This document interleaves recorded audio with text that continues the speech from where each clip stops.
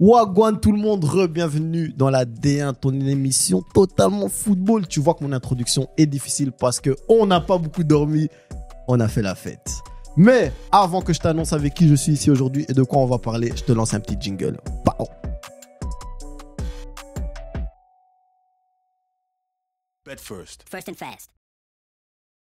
Yes! Aujourd'hui, je commence mon introduction avec Arsène. Yo. Parce que Arsène est de retour. Arsène nous a mis un maillot. Explique le maillot vite fait d'abord. Alors, c'est tout simplement ma chère et tendre qui est partie au Mexique et qui m'a offert ce maillot du Mexique parce que je lui ai demandé que forcément, si tu vas dans un pays étranger sans moi, il faut que tu reviennes avec quelque chose. Et moi, je voulais absolument le maillot du Mexique parce que je l'avais trop kiffé lors de la Coupe du Monde. Et voilà pourquoi soy un mexicano maricones. À ta gauche, aujourd'hui. Toujours. Que dire de plus? Ah, on est là, toujours, comme dit JB, bien là, toujours. On m'a dit dans l'oreillette que t'as pas beaucoup dormi. Non, j'ai pas beaucoup dormi. Tu connais bientôt les examens, je dois profiter un peu. Aaron, tu nous as ramené un guest aujourd'hui. Ouais. Et je vais te laisser introduire le guest d'aujourd'hui. Donc aujourd'hui, nous avons ramené Nashon Tingui, joueur d'OHL, attaquant de pointe. Première question, est-ce que tu peux te présenter un peu devant les gens qui te connaissent pas? Pour ceux qui me connaissent pas, moi c'est Nashon. J'ai 22 ans, je joue à OHL, je suis attaquant. Et c'est ma première saison en pro. Donc je viens un peu d'arriver entre guillemets dans le game. Donc voilà, pour ceux qui me connaissent pas. Faut déjà savoir que je vais voler ton prénom. Bon, mon premier fils, c'est déjà décidé, ça sera quoi son nom? Mais Nashon, c'est chaud. Ça veut dire que s'il y a un deuxième qui suit, je vais y songer. Non. Nashon! Wow. Non, mais toi, tu t'es destiné à être foutu. Ouais. Mais, comme tu as dit, ta première saison en pro, comment ça s'est un peu passé pour toi? Comment tu as trouvé un peu la transition et qu'est-ce que tu en as pensé? Découverte. Découverte, tu découvres, entre guillemets, un nouveau monde. Donc, c'est vrai que voilà, j'ai découvert différents stades, différentes équipes et tout, que j'ai eu la chance de pouvoir jouer contre eux. Et non, franchement, c'était une première année bien. Moi, j'ai kiffé parce que voilà, j'ai joué contre des grosses équipes, contre des équipes moyennes aussi. Et ouais, j'ai pu voir aussi que voilà, ceux qui critiquaient la Pro League, c'est pas une ligue facile, tu vois. Les gens ils disaient que ouais, c'est une ligue où il y a que des vieux, c'est lent. Merci et tout, beaucoup. mais pas du tout. C'est une ligue super forte et non, voilà, on va dire que je suis quand même content d'avoir fait ma première année pro à Louvain. Mais je suis content que tu dis ça parce que c'est bien, nous on connaît, on a plein d'amis, plein de gens dans nos familles aussi qui sont des footeux, qui ont été footeux ou qui arrivent. Et genre, moi je sais que tout le monde a un moment, genre, quand tu arrives en pro, il y a toujours un match ou un adversaire contre qui tu joues que tu dis, je m'attendais pas à ça, tu vois, que ce soit physiquement, que ce soit en mode tactique ou quoi. Est-ce que toi, genre, t'as eu un match cette saison ou même un moment où tu vois, t'as l'entraînement, mais t'as les matchs où t'as senti, tu t'es dit, ah ouais, en vrai, maintenant je joue avec les pros, je joue avec les grands messieurs. Ouais, ça va pas être facile, tu vois. Je dirais plus le match contre Anvers, le match à la 3e journée où on joue contre Alderweireld, Nagolan, Janssens. L'expérience. Tu vois, plein de joueurs qui ont côtoyé le très haut niveau, tu vois, qui ont joué la Champions League. Et c'est vrai qu'à un moment donné, tu vois, quand tu vois, par exemple, allez, je suis attaquant et que je suis à côté d'Alderweireld, je reste focus dans mon match, mais c'est sûr, à un moment donné, t'as un moment où, tu vois, tu le regardes comme ça. Contre Alderweireld. C'est quand même, tu vois, j'aurais pas imaginé ça. Tu le prenais sur FIFA. Voilà, j'aurais été sur FIFA, tu vois. Et je me serais peut-être pas imaginé ce scénario-là il y a peut-être 6 mois en arrière, tu vois. Donc c'est vrai que ça fait bizarre, tu vois. Donc bien sûr. Lourd. Arsène, c'est lourd d'entendre dire quelqu'un, genre, tu vois, les préjugés que tu peux entendre sur la 1A, la D1 en Belgique. En vrai, tu vois, lui, il est arrivé, maintenant, il a fait sa première saison, il a dit, gros, c'est pas du tout vrai, tu vois. Parce que toi, tu suis le championnat. Ouais. Et tu sais, même avant l'émission, on parlait un peu d'Anvers, de Lyon, tout ça. En vrai, c'est un championnat, on sait que c'est chaud, tu vois. Bien sûr que le championnat, il est chaud. En fait, c'est parce que les personnes ont l'impression que comme tu te bases sur le coefficient FIFA, UEFA, peu importe, et que tu dis que la Belgique, elle est en dessous, et que lorsque tu viens en Belgique, c'est beaucoup plus simple. Non. Le championnat belge est très, très difficile. Le championnat belge est vraiment très, très difficile parce qu'il n'y a pas beaucoup d'espace. les joueurs se la donnent sur le terrain. Ils vont, que tu sois un ancien joueur du Barça comme Valdés à l'époque. Voilà. C'est en mode, chacun est là pour sa gueule, chacun est là pour son équipe et donc va jouer son va-tout à fond. Et ça peut être brouillon, parfois ça peut être un petit peu rugueux, mais en tout cas ça sera vraiment le jeu qui sera prôné. Et le championnat belge, il est très difficile parce qu'il faut s'adapter. Il y a des championnats où c'est beaucoup plus simple de s'adapter. Je sais pas, moi je parlais par exemple de l'Allemagne ou ça dépend du style de jeu que tu as, mais allemand, espagnol, etc. Donc si tu as déjà ça dans ton essence, ça sera beaucoup plus simple de s'adapter. Mais en Belgique, tu sais pas trop où te situer. Tu vois, c'est un mélange de tout. Voilà, c'est un mélange de tout. C'est beaucoup de combats, c'est beaucoup d'adversité, mais au final, moi je trouve que c'est ça qui fait le charme de ce championnat, et c'est pour ça que moi personnellement, moi je kiffe le championnat. Et c'est ça que les gens aussi sous-estiment souvent, tu vois, parce que, et ça date déjà même d'avant, tu vois, genre, tu voyais souvent, genre, toi, les joueurs offensifs qui partaient d'ici en Hollande et tout, là-bas, ils commençaient à buter et tout et tout. Voilà. Mais si quand ils ramenaient parfois des transferts, ils disaient, ouais, tu vois, lui, en Roumanie, il était ci, ou lui, en Hollande, il était ci, ou lui, en France, il était ci. C'est ça. Il vient ici, il tombe contre des défenseurs robustes. Des boucs bien frites, fricadelles. Mais tu sais que moi j'ai toujours dit ça. Moi j'ai toujours dit ça. Au jour d'aujourd'hui, je regarde là devant la caméra. Au jour d'aujourd'hui, plus personne peut me dire que Eredivisie est au-dessus de la GPL. Parce que la GPL, frère, physiquement, même mentalement, c'est dur. Tu joues face à des gens, frère. Va jouer face à Westerlo. Va jouer. Ah, Westerlo, très bon cette année. Va jouer face à Serein.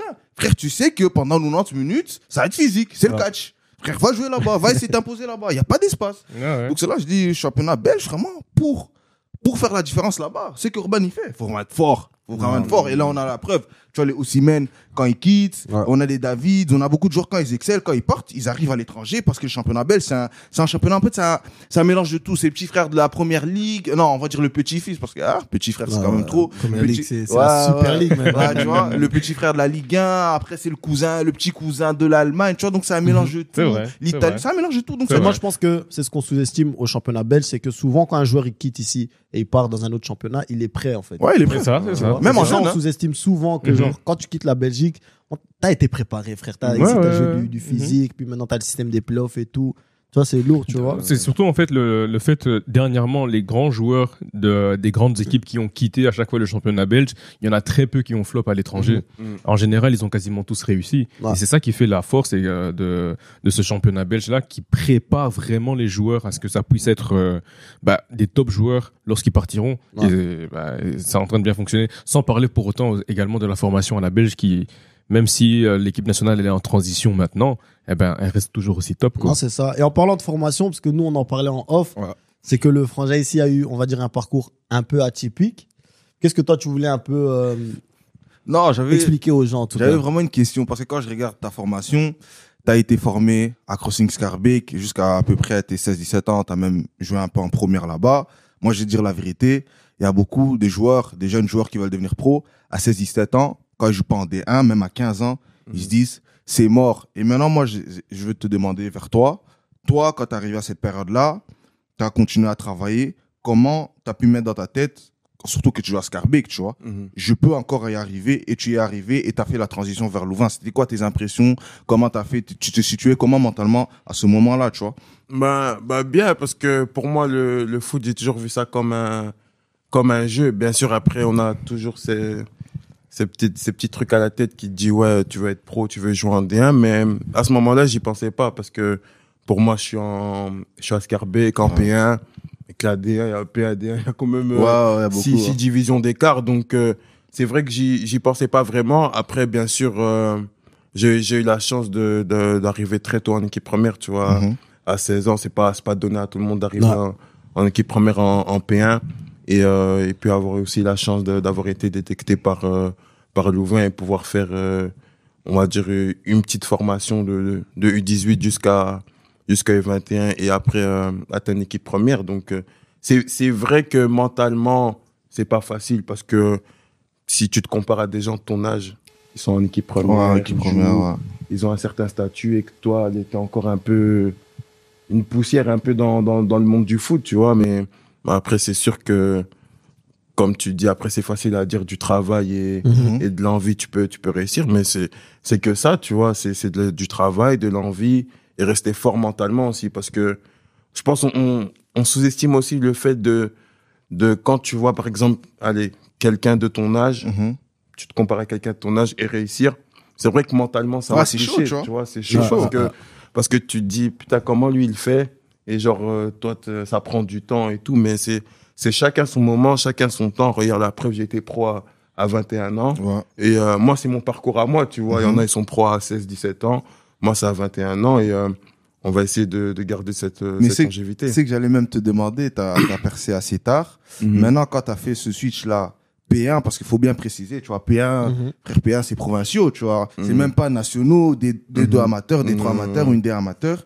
Quand t'as fait ce switch-là vers Louvain, quel ressenti t'avais à ce moment-là? T'étais là en mode, waouh, il y a un changement, je peux encore devenir pro. T'étais en mode, je vais juste jouer comme à Crossing Scarbeck et je vais laisser Dieu faire ou je vais laisser le travail faire. Ouais, c'est, comme t'as dit, la deuxième phrase, c'est, je voulais jouer juste pour m'amuser. Après, bien sûr, tu vas être pro, mais c'était pas quelque chose que, genre, dès que je suis arrivé à Louvain, je me dis, je dois directement aller en équipe première. Tu vois, faut laisser, je pense, le temps faire les choses. Et moi-même, j'avais besoin de formation parce que je viens de P1 où tu passes de 2 entraînements par jour à Louvain où t'as 2 entraînements la journée, tu vois. Donc, c'est vraiment, allez, tu vois qu'il y a quand même un monde d'écart. Et bien sûr, que je savais que j'avais besoin de temps, tu vois, que ça allait pas se faire comme ça en claquant des doigts. Et la preuve, je pense même au bout de 1 semaine, 2 semaines d'entraînement, j'avais déjà des bobos et tout. Je chantais plus mes cuisses et tout. Je me dis, tu vois, c'est pas normal, tu vois. Mais c'est juste que je pense que mon corps et mon mental avaient besoin de cette transition-là, tu vois, de pas être pressé, d'essayer de bien faire les choses et d'être constant, tu vois. Mais est-ce que tu penses pas aussi, tu vois, parce que comme tu dis, c'est vrai qu'on compare souvent en mode genre, toi, t'es là à 16 ans, tu vois un autre gars à 16 ans, il est, on va dire, il est en élite ou il est je sais pas quoi. Mais à l'inverse, moi, je pense aussi qu'il y a aussi beaucoup de points positifs de se dire, moi, j'ai 16 ans, je joue en première quelque part. Et que après, quand t'arrives en U18, tu vois, genre en mode, quand tu joues en première, que ce soit en P1 ou peu importe, quand t'arrives en U18, le premier bouc qui va te pousser, il va sentir que, oh. Ouais, tu vois. Ouais, c'est ça. T'as joué avec c'est ça. T'as joué avec les adultes, toi. Parce que toi, t'es en mode, mais franchement, toi, tu sais qui me poussait en P1. Ouais, c'est ça. Moi, c'était des pères de famille, tu vois. Faire 3 enfants. Tu crois qu'il est là pour rigoler avec toi, quoi? Non, pas du tout. Et même en P1, j'avais difficile, hein.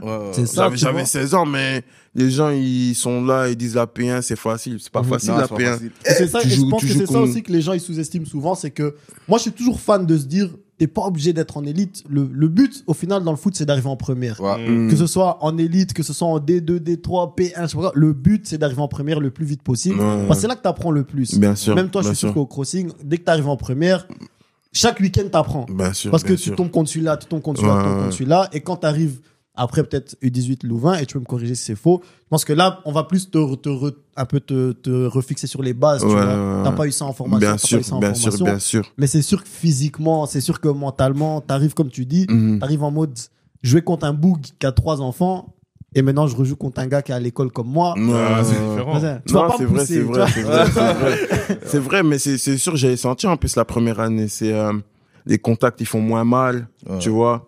Donc forcément qu'il y a une très grosse différence entre jouer quelqu'un qui a 30 ans et quelqu'un qui a mon âge, tu vois. C'est sûr qu'au niveau de l'impact des coups, c'est vraiment, il y a une très très grosse différence, tu vois. Je veux pas dire que le gars qui avait mon âge, il me connaît, j'avais pas mal, mais c'est juste, c'est pas la même intensité de, tu vois. Donc non, franchement, c'est vrai que... Non, parce que moi, j'aime beaucoup le message que tu passes aussi, parce que pour les jeunes qui nous regardent, tu vois, qui jouent peut-être en P1 ou D2 amateurs, tu vois, c'est le travail et la persévérance. Parce que moi, je t'ai découvert grâce à Marco Simonini. Je me rappelle, c'était un match amical face à Leicester. T'avais marqué ce jour-là. C'est là que je t'avais découvert, et moi, je te connaissais pas, tu vois. Je me dis, oh, d'où il vient, tu vois. Après, quand j'avais vu, j'ai fait, oh, c'est un 2000. Il vient d'être pro. Qu'est-ce qui s'est passé? Il a joué où? Après, j'ai vu ce Crossing Scarbeck. Je suis, oh. Donc il a percé si tard. Et il persévère, tu vois. Et c'est là que j'allais te demander, quand t'as fait... C'était ton premier match amical en pro ou pas? Face à Leicester. Contre Leicester? Non, mais on va dire, allez, c'était le dernier match avant là. Qu'est-ce que, quand t'as fait ce match amical face à Leicester, là, tu t'es dit, et t'as marqué, tu t'es dit quoi? En fait, moi, j'essaie de comprendre, tu vois. Quand t'as marqué face à Leicester, tu vois. Tu t'es dit quoi dans ta tête? Tu dis, putain, j'ai marqué face à Leicester. Tu sens qu'avant aussi, il voulait vivre ça. Parce que moi, j'essaie de comprendre. Non, je comprends. Bah déjà, quand t'es dans le tunnel, tu regardes à côté de toi. Tu vois James Madison, joueur que tu utilises à FIFA carrière, tu vois. C'est une carrière, tu vois, tu regardes et tout. Et ouais, bien sûr, tu vois des Wesley Fofana, tu vois plein de joueurs qui tu vois, quand même des stars de la Première Ligue, tu vois. Et en fait, je vais dire simplement, j'ai joué et j'avais pas de stress, en fait, tu vois. Je lui dis, de toute façon, tu joues au foot pour jouer des matchs comme ça, tu vois. Mais je me disais juste, joue, relax, comme tu l'as fait pendant la prépa et tout. Juste là, il y aura un peu plus de monde et peut-être un peu plus de pression. Mais moi, c'est plus de l'adrénaline. Je vois ça un peu plus comme de l'adrénaline. Et non, franchement, j'étais sans stress, jouais relax et tout. Et puis, bien sûr, quand tu marques contre une équipe de Première Ligue, tu peux que être content, tu vois. C'est... Frère, dans ma tête, c'était... T'as reçu des messages sur Snap. Trop, même Insta et tout. Je te dis, après le match, je regarde mon téléphone. Tu vois, 60, 70 messages de partout et tout. Non, c'est vrai que c'était super agréable, tu vois. C'était un sentiment de fou, tu vois. Parce que, comme je l'ai dit, 3 mois en arrière ou 4 mois en arrière, je m'imaginais pas ça, tu vois. Donc, c'est vrai que... Quand tu joues un match comme ça, même si c'est un match amical, est-ce que, tu vois, par exemple, tu tombes contre un Wesley Fofana, mais t'as expliqué aussi, t'as joué contre Anvers, contre Alderweireld, des trucs comme ça. Est-ce qu'il y a aussi un moment, que ce soit pendant le match ou après le match, que tu te dis, je mesure un peu mon niveau, en fait. Je me dis, maintenant que je joue contre lui, on va y aller, tu vois, d'homme à homme. Et après le match, tu peux un peu avoir un ressenti de, OK, lui, il est là, moi, je suis là. Mais je sais, genre, c'est quoi la distance entre son niveau et mon niveau. Ouais. Non, bien sûr. Je comprends ce que tu veux dire. C'est sûr que moi, quand je suis dans le match, je réfléchis pas trop, tu vois. Je réfléchis pas trop que ça peut être Sergio Ramos, Alderweireld. Tu veux marquer aussi.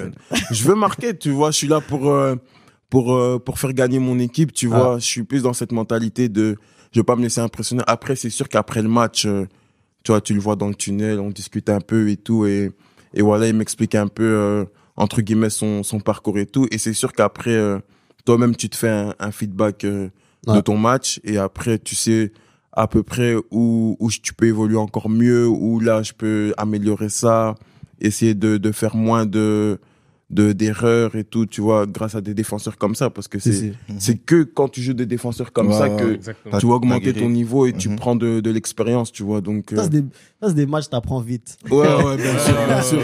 Ça, c'est des matchs, non, bien tu vas sûr. essayer 3 fois la même action, il va te stopper 3 fois, tu vas dire, bon, je dois trouver une solution maintenant.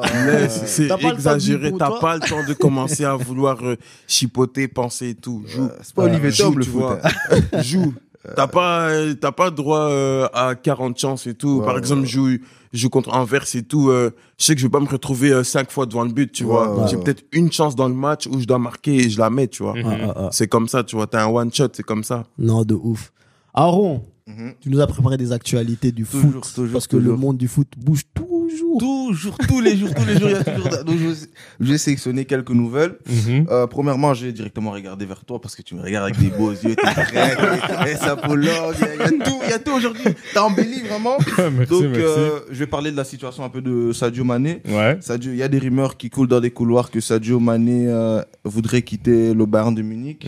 Quel est ton ressenti et quel est ton avis après dessus? Ouais, sur Sadio Mané, moi je comprends tout à fait son ressenti, qu'il ait des envies de départ. Après la saison qu'il vient de passer, tant au niveau des blessures, tant au niveau du relationnel avec ses coéquipiers, et tant au niveau même de son temps de jeu, c'est pas du tout le rêve qu'il avait imaginé en quittant Liverpool. Tu vois, lui, en quittant Liverpool, c'était parce qu'il y avait déjà ce conflit de savoir qui était la star première, Salah ou lui, qu'est-ce que Klopp allait mettre en avant, etc. Et lui, il était arrivé dans un Bayern qui est déjà, on le sait, dominant en Bundesliga, et il voulait juste asseoir son hégémonie à sa manière, en mettant son empreinte également dans l'histoire du Bayern Munich. Mais malheureusement, ça s'est très mal passé parce que il a mis son empreinte dans l'histoire du Bayern, mais pas de la mauvaise, pas de la bonne manière, des manières. Et je comprends tout à fait qu'il puisse se dire peut-être que c'était pas un bon choix et qu'il se voit rebondir ailleurs. Sadio Mané, ça reste toujours un top joueur un des et qui un top ailier. Il y en a plus beaucoup des top ailiers dans le monde en plus de cela. Donc voilà, il y a des clubs qui vont se présenter. C'est pas ça qui va manquer pour Sadio Mané parce que voilà, ça a juste pas fonctionné au Bayern. Moi, le seul truc qui m'étonne un peu dans l'histoire, c'est que, tu vois, au final, un transfert, ça peut se rater. Tu vois, tu peux arriver dans un club, écoute, pour une raison qu'on ignore, ça marche pas. Tu vois, peut-être footballistiquement, tactiquement, bon, ça donne pas. Après, on va pas se mentir, au Bayern, on en a déjà parlé. On sent que dans le club aussi, c'est pas top cette année. La vibe, elle est pas top. Ils ont sub le coach, des trucs comme ça, tu vois. Mais ce qui m'étonne, c'est que genre, tu sens aussi que, on dirait qu'il y a un truc en mode genre, lui et le vestiaire, ça donne pas, tu vois. Et ça, c'est un peu bizarre parce que Mané, il est pas connu pour être un joueur qui est problématique du tout, tu vois. Donc, je pense que peut-être qu'au Bayern, il y a un peu eu un truc des cadres, voulaient juste pas que ce soit un autre joueur ou une autre star qui arrive. Ils étaient déjà bien avec leur petite vibe allemande, tout ça. Et je trouve ça dommage parce que Mané, c'est pas un joueur qui est problématique. C'est pas un joueur qui veut l'attention, tout ça. Exactement. Mais je pense que ça a juste pas donné avec le vestiaire. Après, j'avais regardé un interview dans les vestiaires à l'époque, c'était il y a 3 ans, d'Emmanuel Petit qui disait par exemple, lui, il a eu le problème au Barça. Quand il est arrivé au Barça, c'était un étranger. Toi, à l'époque, au Barça, il n'y avait pas beaucoup d'étrangers. Qui ça? Emmanuel Petit, je pense. Ouais, Petit. Au Barça? Attends. Ouais, Si, il a joué au Barça. Il a joué 6 mois au Barça. 6 mois. Et il explique, tu vois, t'as même oublié. Tu m'as fait douter, frère. J'ai dit, non, mais parce qu'à un moment donné, on est en famille ici. Non, tu vois. Si Emmanuel Petit commence à se comparer à Sadio Mané. Écoute, c'est pas la même chose. Sadio, c'est Sadio. Sadio, il est arrivé en mode genre gros. Non, je t'explique la situation. Sadio, non, mais attends. Là, tu m'as touché. Là, c'est le Barça. Je t'explique. Sadio, il est arrivé au Bayern. C'était Sadio. Il donne son ressenti, il donne son point de vue. Il a quand même le droit. Oui, il a quand même le droit. Il racontait. Emmanuel Petit, quand il est arrivé au Barça. Il était petit. Voilà. Si, il a joué au Barça. Ouais, tu vois. C'était après sa saison. Ouais, tu vois. Donc ça veut dire, tu vois. Donc ça veut dire Barça, Emmanuel Petit. Mais continue. Donc il expliquait qu'il arrivait dans un vestiaire, que les Espagnols, ils étaient difficiles envers les étrangers. Mais c'est connu, dans les grands clubs, c'est connu. C'était difficile. Regarde tous les joueurs qui sont arrivés au Real quand ils te parlent de, tu sais, c'est des stars. Quand je dis des Sneijder, Van der Vaart, Anelka, t'arrives au Real. En fait, toi, t'es une star mondiale, mais t'arrives dans un vestiaire où est-ce que tout le monde a minimum ton statut ou plus. Au plus, tu vois. C'est ça. Et c'est des égos. C'est ça qu'aussi, faut pas oublier que genre, tu sais, le sport, déjà, quand t'es au haut niveau, c'est des égos, c'est des gens qui veulent gagner, qui savent qu'ils veulent gagner. Ils sont en mode genre, ils te voient arriver, ils savent que toi, tu veux ma place en vrai. Tu vois. Mais moi, je veux jouer tous les matchs. Tu vois. Et dans les grands clubs, c'est pas étonnant de voir ce genre de clash, tu vois. Et c'est exactement ce qui s'était passé également avec Henry au Barça. Quand il arrivait au Barça, il avait dit que lui, il voyait sur la tribune a été marqué Mesque Club. Et il comprenait pas trop la signification et ça le faisait rire. Et puis après, Xavi, là, un jour, l'a recadré. Il a dit, mon petit, ici, là, au Barça, là, t'es rien. T'as rien gagné, t'as rien prouvé. Donc, t'es au même niveau que tout le monde et encore même en dessous de ceux qui ont déjà gagné beaucoup de choses. Donc, du coup, il faudra que tu puisses gagner pour gagner notre respect et ainsi être l'idole de tout un peuple, parce que le peuple catalan, voilà. Et voilà, c'est pour dire que même un Thierry Henry, lorsqu'il arrive au Barça, alors qu'il avait fait la saison des Invincibles avec Arsenal, le titre, champion du monde avec la France, Euro 2000, etc. Au Barça, quand t'es arrivé, t'es rien du tout. Et c'est comme ça les grands clubs. Mais pour Mané, je trouve ça dommage, surtout parce que le Bayern, ils ont perdu Lewandowski. Mané, il est arrivé. Moi, je pense que ça aurait pu donner, tu vois. Après, moi, il a eu sa blessure aussi. Mais après, ouais, je pense aussi, c'est ça. Je pense que c'est difficile. Pourquoi? Parce que de base, c'est un joueur ailier, tu vois. Et on sous-estime parfois la transition entre ailier et neuf, c'est pas facile parce que c'est pas que tu dois changer ton style de jeu, mais t'es positionné différemment sur le terrain où on attend peut-être plus de toi, où on attend juste qu'en vrai, par exemple, si tu marques pas, c'est que t'as fait un mauvais match. C'est comme ça que les gens y pensent, tu vois. Donc je pense que c'est vrai que à ce niveau-là, je pense peut-être la transition elle a pas été facile, surtout que quand tu joues dans un club comme le Bayern, qui est un club très très exigeant, tu vois. Je pense au même niveau que Madrid, tu vois, au niveau de l'exigence, c'est pas facile parfois, tu vois. Donc. Mais toi qui es maintenant, genre, parce que c'est un point intéressant en fait, toi qui es maintenant à Louvain, genre, est-ce que tu sens que, on va dire, tu sais, les gens qui ont joué au foot, ils savent que tu peux faire un bon match sans avoir des stats, tu vois. Mais aujourd'hui, surtout avec les médias et tout le monde est focalisé sur les statistiques. Faut donner des assists, faut marquer des pré-assists, des trucs comme ça. Est-ce que, genre, toi, tu sens parfois, genre, que tu es dans un match, mais que tu te dis, je suis en train de faire un bon match, mais je dois marquer. Ouais. Bien sûr, ça m'est déjà arrivé. C'est sûr, parce qu'en tant qu'attaquant, tu veux toujours marquer en vrai. Et je pense aussi, allez, maintenant c'est la vérité de maintenant, c'est que tu peux faire un mauvais match, mais ton goal, il va sauver ton match, il va sauver ton match. Or que pour moi, je pense pas comme ça, tu vois. Je pense plus que même si tu fais un mauvais match et tu marques, si tu regardes après tes highlights ou quoi, tu vois que une touche de trop, une perte de balle, là, il faut pas, tu vois. Mais après, c'est sûr que, tu t'y penses, tu vois, quand tu joues le match et tout.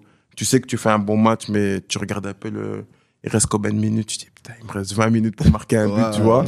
Et en fait, tu sais juste que même si tu fais un bon match, en fait, c'est ce but qui va tu vois, qui va te propulser peut-être man of the match ou autre, tu vois. C'est en vrai, c'est comme ça maintenant que, entre guillemets, je pense que les attaquants, ils pensent, tu vois. Non, de ouf. Après, maintenant, j'ai une autre nouvelle un peu plus positive. Je te regarde, toi, comme toi, t'es l'homme de BX un peu. Hein. T'es l'homme de BX, t'habites à Bruxelles aussi. Je vais pas dire l'adresse, mais. Clairement. Mais donne l'adresse.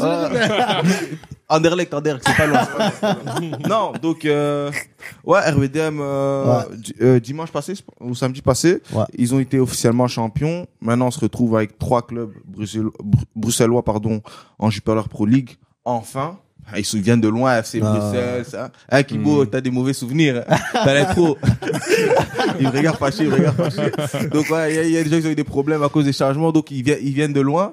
Maintenant, je regarde vers toi. Yes. Quel est ton ressenti? Surtout toi qui es fan d'Anderlecht, les derbies, on sait très bien Anderlecht Molenbeek, ça a chauffé. Quel est ton ressenti dessus? Regarde, moi, je trouve ça lourd. Déjà, juste pour la culture, tu vois. Je trouve ça lourd pour la culture, je trouve ça lourd pour le foot.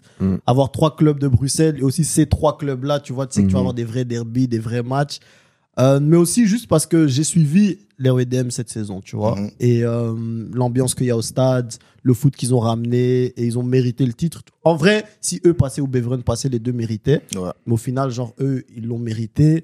Et c'est je pense que c'est un bon club à avoir en première, en fait. C'est bien d'avoir aussi, tu vois, Molenbeek de retour, tu vois, t'as Saint-Gilles, t'as Anderlecht. Ça fait plaisir. On sait que, gros, même pour les jeunes, ça va être un délire, bien tu sûr, vois. Et, gros, moi, Molenbeek, Saint-Gilles, en tout cas, je serai au stade. Que ce soit dans le parc d'Uden, là, que ce soit Edmond Mactens, gros, boulevard, on sera là, parce que ça va être un délire. Ouais. Et puis après, Anderlecht, si vous me laissez réentrer le stade, c'est avec plaisir que je t'as banni du stade. C'est pas comment banni du stade, mais tu connais. Les gens qui m'envoyaient des tickets, ils m'envoient plus des tickets. Je les ai un peu trop critiqués, là. Tu vois, on m'a dit que, dans les vestiaires, là, mon nom, il tombe un peu trop. Non, mais en tout cas, moi, je trouve ça très lourd d'avoir 3 clubs bruxellois en D1. Parce qu'aussi, je trouve que, gros, c'est la ville de Bruxelles, tu vois, c'est la capitale. Quand tu vois que Bruges, ils ont 2 clubs, tu vois, il y a plein de clubs de West-Vlaanderen. Mais il manquait un peu tu vois, Union, ils sont revenus, c'était déjà bien, mais là, les 3 sont de retour, ça fait plaisir. Mais bon, moi, je vais quand même les appeler, c'est mon FC Bruxelles, parce que génération 95, tu vois ce que je veux dire. En plus, parce que Bruxelles, c'est quand même la ville du football en Belgique, on va dire, parce que la plupart des pépites se trouvent du côté de la région bruxelloise. Sont formés du côté d'Anderlecht, de l'RWDM, et même les petits clubs avoisinants. Hein. Voilà, on a un exemple avec le Crossing Schaerbeek. De l'autre côté, il y a les Stockel, etc. Donc, c'est vraiment une ville où le football vit et émerge de gros talents. Donc, je me dis, avoir l'Union Saint-Gilloise qui fait une très bonne saison en Pro League, qui va peut-être même être champion, avoir Anderlecht, le club le plus historique et le plus titré de Belgique, et de l'autre côté, un retour avec le RWDM, ça peut être incroyable. Surtout que le propriétaire de Molenbeek, il a de l'ambition. Il a de l'ambition, l'américain, et c'est également le propriétaire de l'Olympique Lyonnais. Donc du coup, peut-être qu'on va avoir certaines transitions, parce qu'on sait comment ça se passe. Comme ça, Monaco. Union Brighton, tu vois. Voilà, on va avoir des jeunes de Lyon. Aussi. Voilà, on va avoir des jeunes du côté de Lyon, peut-être qui viendront faire leurs dents du côté de l'RWDM. Mais faut pas abuser. Nous, on voit des talents de BX. Voilà. Parce que moi, j'habite pas loin du stade. Moi, je débarque. Moi, j'aime bien que faut renforcer les équipes. Même à l'Union, je veux voir. Regarde, non, en fait, on va instaurer un quota. Okay. Moi, je veux voir à l'Union au moins 2 gars de BX dans l'équipe. RWDM, 2 gars de BX. Voilà, faut garder Anderlecht, on est bon. Donc ça va. Mais faites parce que j'habite à 5 minutes de NRP. Je vais même appeler. Faut mettre un quota, faut faire attention quand même que de garder l'identité et avoir vraiment des jeunes qui viennent également de la ville ou voire même du club pour essayer de garder quand même cette ligne éditoriale. Mais surtout, je dis ça parce que genre le vivier à Bruxelles est énorme. C'est en jeune, et c'est bien de voir qu'à Anderlecht, t'as beaucoup de jeunes qui passent quand même en première. mais je vais faire le parallèle avec quand tu vois, par exemple, Anvers, Beerschot, Liers et tout. Tu sais que eux pourraient faire la même chose avec la région Anvers. Mais ils n'arrivent pas à... Par exemple, je vais donner un exemple. Il y a des petits d'Anvers qui pètent où à l'REDM. Maintenant, ils sont champions, tu vois. Mais en vrai, de vrai, ils auraient dû être au Beerschot. Ils auraient dû être à Anvers, tu vois. Et ce serait bien quand même d'avoir cette petite culture parce que quand tu regardes Bruges, des trucs comme ça, c'est tous des gars de la région de là-bas, tu vois. Et je pense que on doit faire en sorte qu'aussi à BX, on perd pas ça, tu vois. Parce qu'il y a trop de talent. Tu sais, c'est quoi la différence? Moi, je me rappelle, la Iris League, frère, on va regarder les matchs là-bas, tu vois. C'est comme, je vais pas dire Île-de-France parce qu'Île-de-France, Paris c'est chaud quand même. Mais comme je t'ai dit l'autre fois, mais Paris c'est grand qui aussi. joue à Montrouge, il signe à l'Inter, ici tu vas pas voir ça. Non, mais Paris c'est grand aussi. Ouais, c'est grand aussi, tu vois. Mais pour dire qu'en Iris League, même chez les jeunes, il y a des pépites de ouf. J'ai même une anecdote, je me rappelle, je jouais à Ninov, je me rappelle, j'avais 11-12 ans. On était parti à un tournoi à Bonner là-bas, c'est à Sanderlecht, non? Ah, Bonner. Ouais, Bonner. Toi, Bonner, ils étaient en nationaux juste parce qu'ils avaient un synthétique. Ouais, écoute l'anecdote. Anderlecht Milan. C'est deux. Anderlecht Milan, Bonner. Non, ça me zèbre parce que j'ai joué contre eux. Gros, parce que, faut comprendre, regarde. Moi, je joue à Dilbeek. Ouais. Mais moi, j'habite au quartier. Tu vois? Donc, les boucs de Dilbeek, ils viennent foutre la merde. Toujours bagarre Bonner, bagarre Anderlecht Milan. Ouais. Mais moi, le soir, je dois rentrer habiter là-bas. Tu vois, ils retournent à Dilbeek, Grootbegaard, Nino. Donc, ils sont à l'aise. Mais gros, c'était deux équipes vraiment. Juste parce qu'ils avaient des synthétiques, ils étaient en quatrième. Autrement, jamais de la vie, on allait jouer contre eux. Non, tu vois, donc j'avais une anecdote, on avait fait un tournoi là-bas et tout. Et après, on me disait, ouais, c'est niveau national. Et c'était à l'époque, Nino, c'était régionaux. Tu vois, il n'y avait même pas encore provinciaux, c'était pas encore là, c'était encore P1 là. Même P1, P2, bref. On arrive là-bas au tournoi et tout. C'est la première fois de ma vie, jouer face à une équipe de BX. Moi, j'avais l'habitude de jouer face à Overboulard, face à des Gramont, tu vois, face à des clubs d'à côté, tu vois, des standards, même pas Denner, standard Denner, où c'était Indertas, les B, frère, les C. J'arrive là-bas, on joue face à Bonner, on perd 5-0. Calme. Je comprends pas. Après, je me remets en question à 11 ans. Tout le monde me dit que je suis fort. Maintenant, je joue face à eux. Tu joues face à Mourad, il met passement de jambes. Tu joues face à Ibrahim, parce qu'il y a beaucoup de Westaf là-bas aussi à BX. Il est rapide, il est costaud, mais je dis, frérot, est-ce que je sais jouer au foot ou pas? Après, tu sais bien, le coach fait moi, Tisnier. Prochain match. Face à Anderlecht Milan. C'est bien, à l'école, il y avait déjà de BX. C'est bien 128 Ninov. Donc, il y a beaucoup de déjà de BX qui viennent étudier à Ninov. Ils sont à Anderlecht Milan, ils sont zia. T'inquiète, tu vas gagner. Ouais, encore Bied. Tu sais que ce jour, en plus, moi, je suis pas gauche. Je me dis, putain, en fait, Chimzi. BX, c'est Tada. Non, c'est juste pour dire qu'en Iris League, vraiment, le niveau des jeunes. Je te promets que même des joueurs à Ezel, j'ai des joueurs à Ezel, ils sont venus au stand, quand j'étais au stand, c'était les plus forts.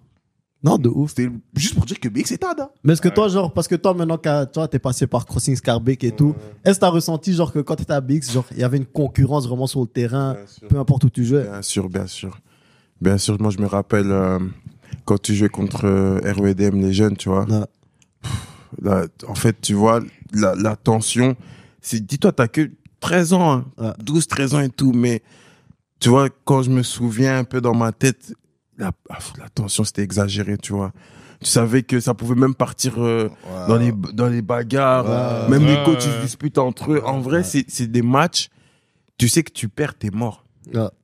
T'es mort, pourquoi? Parce que, en fait, tu vois, la défaite, elle va trotter, elle va rester 1 semaine, 2 semaines, 3 semaines. Et jusque quand tu vas rejouer contre eux, ça va rester. Et puis quand tu rejoues contre eux, t'as une rage de fou, tu vois. Et tu veux tout tuer sur le terrain, tu vois. C'est pour ça que c'est des matchs.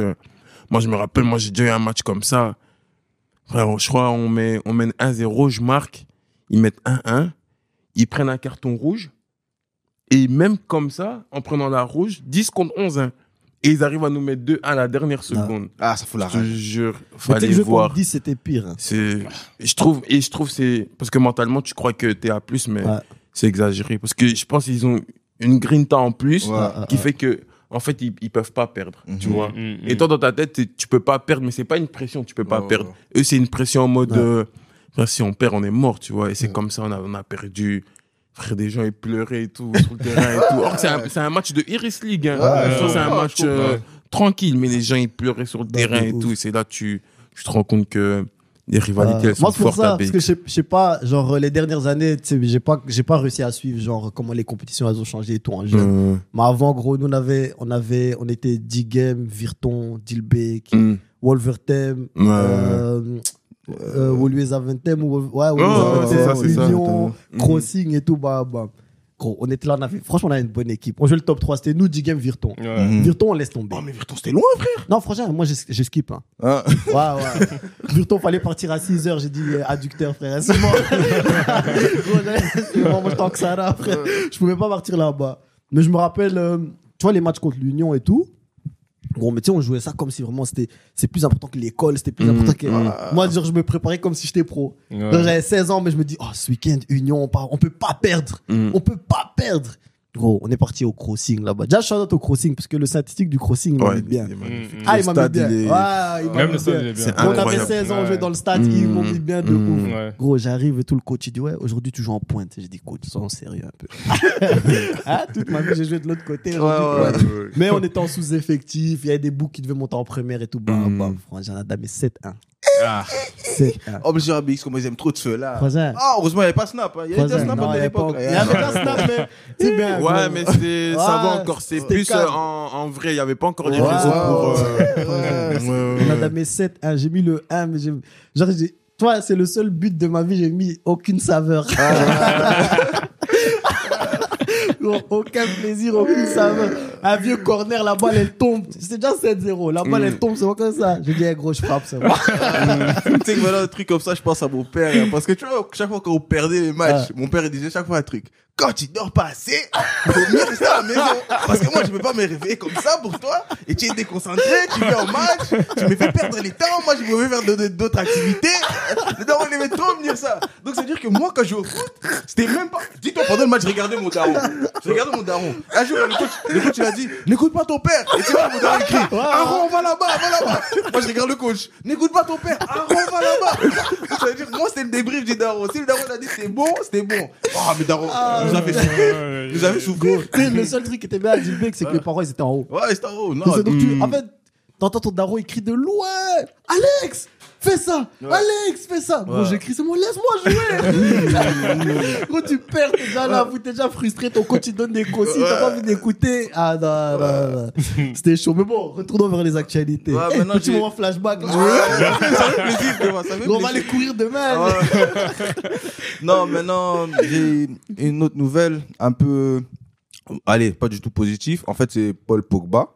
Paul Pogba qui s'est malheureusement reblessé pour la 4e fois de la saison. Maintenant, je retourne vers toi, Arsène. Après, je vais retourner vers toi aussi, Nation. Est-ce que pour toi, tu penses que c'est la fin d'un conte de fées inachevé, en fait? Ah, C'est une blessure de trop. c'est dur de dire ça comme ça, hein, parce que on a connu des joueurs qui ont su revenir après de très lourdes blessures, mais là pour Paul Pogba ça a l'air d'être un petit peu chaud, parce que il a rejoué le match face à Séville, en plus il était bon. C'est lui qui a permis de faire l'égalisation sur la déviation pour la tête là. Et c'était quoi les 15 ou les 20 premières minutes contre la Cremonese là. Et en plus, ça arrivait bêtement, hein. Ouais, Ça arrivait bêtement. Il n'y a même pas eu de gros contacts ou quoi. Et ça n'a pas tenu. Donc, moi, je me dis que faut voir d'abord. Faut attendre l'analyse un petit peu de sa blessure, voir un petit peu ce qu'il a réellement. Et, si c'est une longue période, alors à ce moment-là, ça pue un peu. Mais si c'est juste pour l'été, je me dis qu'il pourra essayer encore de revenir pour le courant de l'année, mais pour le très très très haut niveau, je pense que Paul Pogba c'est un petit peu La vraie bizarre. question sera le mental, en fait. Maintenant, c'est pour ça que j'allais me tourner vers toi. Parce que, tu vois, nous, on regarde de l'extérieur. Tu vois, toi, t'es professionnel, tu sais comment ça fonctionne. Maintenant, une blessure, quel impact ça peut avoir vraiment mentalement sur un joueur? Parce que c'est des trucs qu'on sait pas, tu vois. Il y a des joueurs qui rebondissent, après, il y a des joueurs qui chutent totalement. Mais c'est dur.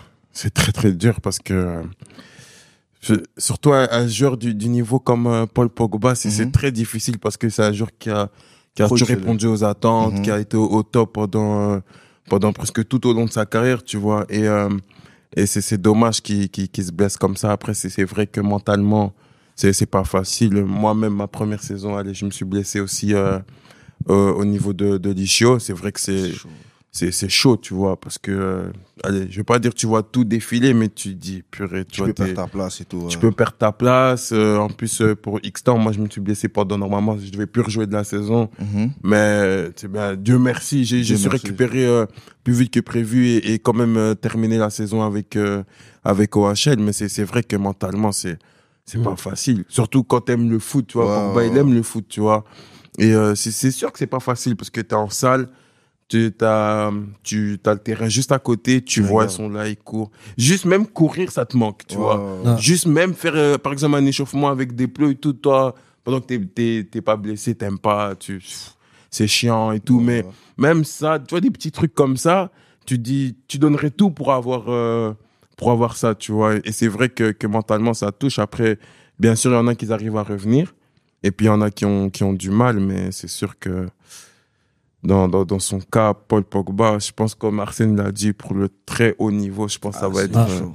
Mais maintenant, ça genre, va être tu vois, difficile. parce que toi, tu parles aussi de ta blessure de cette saison. Qu'est-ce qui t'aide, genre, dans l'encadrement, tu vois? Parce que faut être patient. Ouais. Faut pas vouloir revenir trop vite. Faut être très discipliné aussi, tu vois. Quand on te dit, il faut faire tel exercice, tu sais que parfois, tu as envie de faire vite ou tu te dis, ah, vas-y, l'exercice. Mais tu sais que si je le fais bien, je vais mieux récupérer des trucs comme ça. Bien sûr. Mais qu'est-ce qui t'aide dans l'encadrement? Est-ce que c'est au club? Est-ce que c'est la famille? C'est les amis? Genre, qu'est-ce qui toi un peu t'aide à rester sérieux, tu vois? Ouais, moi, en fait, c'est un tout, en fait, tu vois, que ça soit les coéquipiers, le coach, le staff du club et tout. Même la famille, en fait, tu vois, parce que c'est sûr que quand t'es jeune et que t'es un peu, voilà, t'as envie de revenir toujours plus vite que prévu, tu te dis que voilà, je suis jeune, j'ai les capacités pour revenir, mais après, c'est sûr qu'il faut écouter des joueurs plus expérimentés. Moi, j'ai des joueurs dans mon équipe qui ont eu des blessures encore plus graves, tu vois. Et c'est vrai que, bien sûr que j'écoute énormément parce que c'est des joueurs qui sont passés par des grosses blessures et qu'ils ont dû prendre leur temps pour revenir à 100%. Et moi, c'est ce que j'ai fait, tu vois. Voilà, j'ai écouté le club, j'ai écouté surtout mes coéquipiers qui me disaient de vraiment faire attention parce que comme je suis un joueur qui est vraiment très explosif, il y a quand même un risque de rechute si je traite pas ça bien. Et c'est sûr que c'est pas facile parce que tu dois patienter. Et voilà. C'est ça le plus dur, c'est la patience. Nous, on est jeunes, on veut fougueux. En plus, tu vois. En plus, allez, quand tu reviens d'une longue blessure et que tu sais que à tout moment ça peut répéter ou quoi que ce soit, qu'est-ce qui se passe dans ta tête quand tu reviens lors du premier match d'après ta blessure? Comment est-ce que tu gères le fait que au niveau mental en tout cas, est-ce que tu te poses la question, putain, je dois faire attention à ma course ou je dois faire attention aux tacles que je peux recevoir en cas de rechute ou quoi que ce soit, ou bien tu te dis non, je suis guéri, j'y vais à fond? Non, c'est sûr que au premier abord, quand tu t'entraînes et tout, tu reviens avec le groupe, tu dis vas-y, c'est bon, c'est tranquille. C'est l'entraînement, voilà, tu joues et tout. Mais c'est sûr qu'à un moment donné, par exemple, quand moi je suis revenu contre Ostende, c'est sûr que j'avais un petit stress comme ça. Je me dis, purée, imagine maintenant, je me rechute maintenant, tu vois. Genre, tout se passe bien et tout pendant la période de revalidation. Et genre, et tu dis comme ça, un match comme ça, même juste, tu t'entres juste sur le terrain comme ça, quand tu vois les speakers, ils disent ton nom et tout, tu rentres sur le terrain, et puis bam, tu te reclaques comme ça, tu vois. Et bien sûr, ça fait, allez, pas peur, mais t'as cette petite crainte quand même, tu vois. Mais c'est une crainte qui part avec le temps, tu vois. Mais c'est sûr qu'au début, c'est pas facile. Par exemple, mes 5 premières minutes, quand je suis revenu, c'était, tu vois, je me posais des questions. C'est-à-dire, je pensais même pas au match. J'étais juste là à faire attention. Je regardais ma cuisse même et tout. Je faisais attention à tous mes mouvements et tout. Par exemple, on m'envoie une balle en profondeur. Je dirais pas maintenant. J'attends. J'attends, tu vois, même si tu t'échauffes bien avant de rentrer. Mais je me dis, je vais pas. T'as peur, tu vois. C'est difficile à dire, mais parfois, c'est des petits trucs comme ça. Toi, tu dis, non, je suis un bonhomme, tout ça et tout. Il y a pas de problème et tout, mais frère, après, tu te reclaques et tout. C'est toi, tu vois. C'est un combat entre toi-même, tu vois. Et c'est sûr que, ouais, c'est pas facile. Mais après, en vrai, c'est juste du courage, tu vois. Tu dis, si tu l'as fait pendant l'entraînement, tu dois savoir le faire en match. Mais je pense aussi souvent, ce que les joueurs ils disent toujours, c'est que souvent, justement, comme tu dis, toi, les 5-6 premières minutes, tu es dans ta propre tête, en fait. Mais puis, c'est juste une action que tu fais, que tu as toujours fait. Tu l'as refait, tu te dis, je me sens bien. Et puis, c'est parti, tu vois. Mais il y a un truc que tu as dit qui me fait extrêmement plaisir. Tu as dit l'échauffement.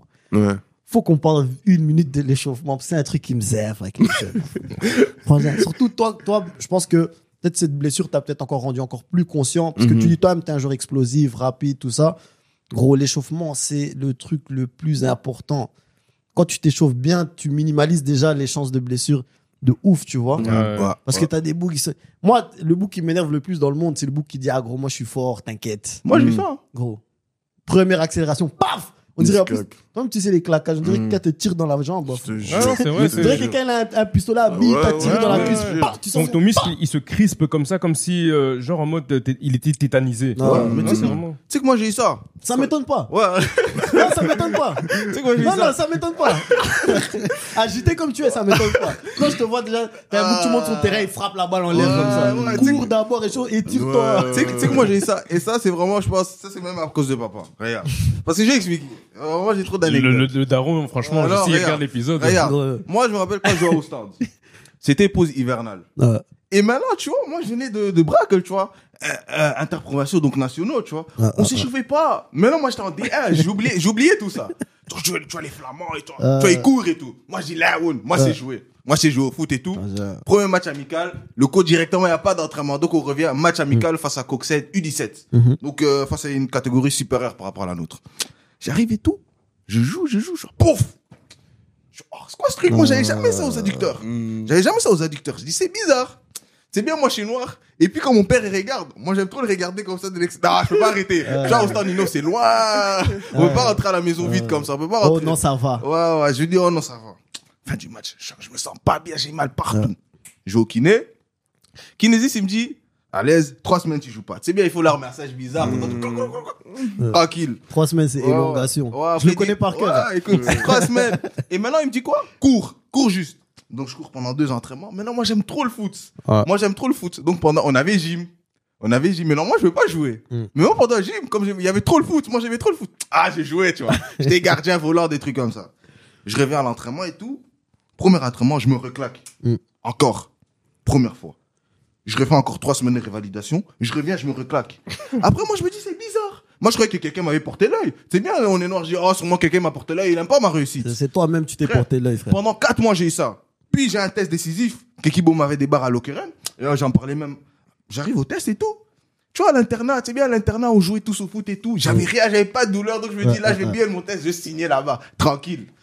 J'arrive au test et tout. Tu vois, on fait nos échauffements et tout. On fait nos passes. Après, à un moment, le coach, il dit, ouais, mais vous allez faire interaction 1 contre 1 et tout. Or, et tu sais, bien, à l'Ukraine, il y avait Isaac là. Frère, il était trop rapide, le boug. Il était trop rapide, le boug était trop rapide aussi. Fais-lui un shout-out correct. Ouais, Isaac, à sa tête, t'étais trop rapide. T'as fait rater mon test, hein, c'est pas grave. Boug, il arrive. Un boug vraiment galien, je sais pas, il est galien. Il est bien, ouais, staff, bien stock, bien long. Moi, j'arrive là, je suis maigrichon, je suis vite fait. J'étais encore petite taille. Il m'a accéléré là. Il m'a fait chouchou. Je suis pouf. J'ai pouf. Juste entendu pouf dans ma jambe. Et maintenant, moi, j'avais mal. Je dis, putain, Moudar, il est venu jusqu'à l'Okeren. Je peux pas me laisser ici.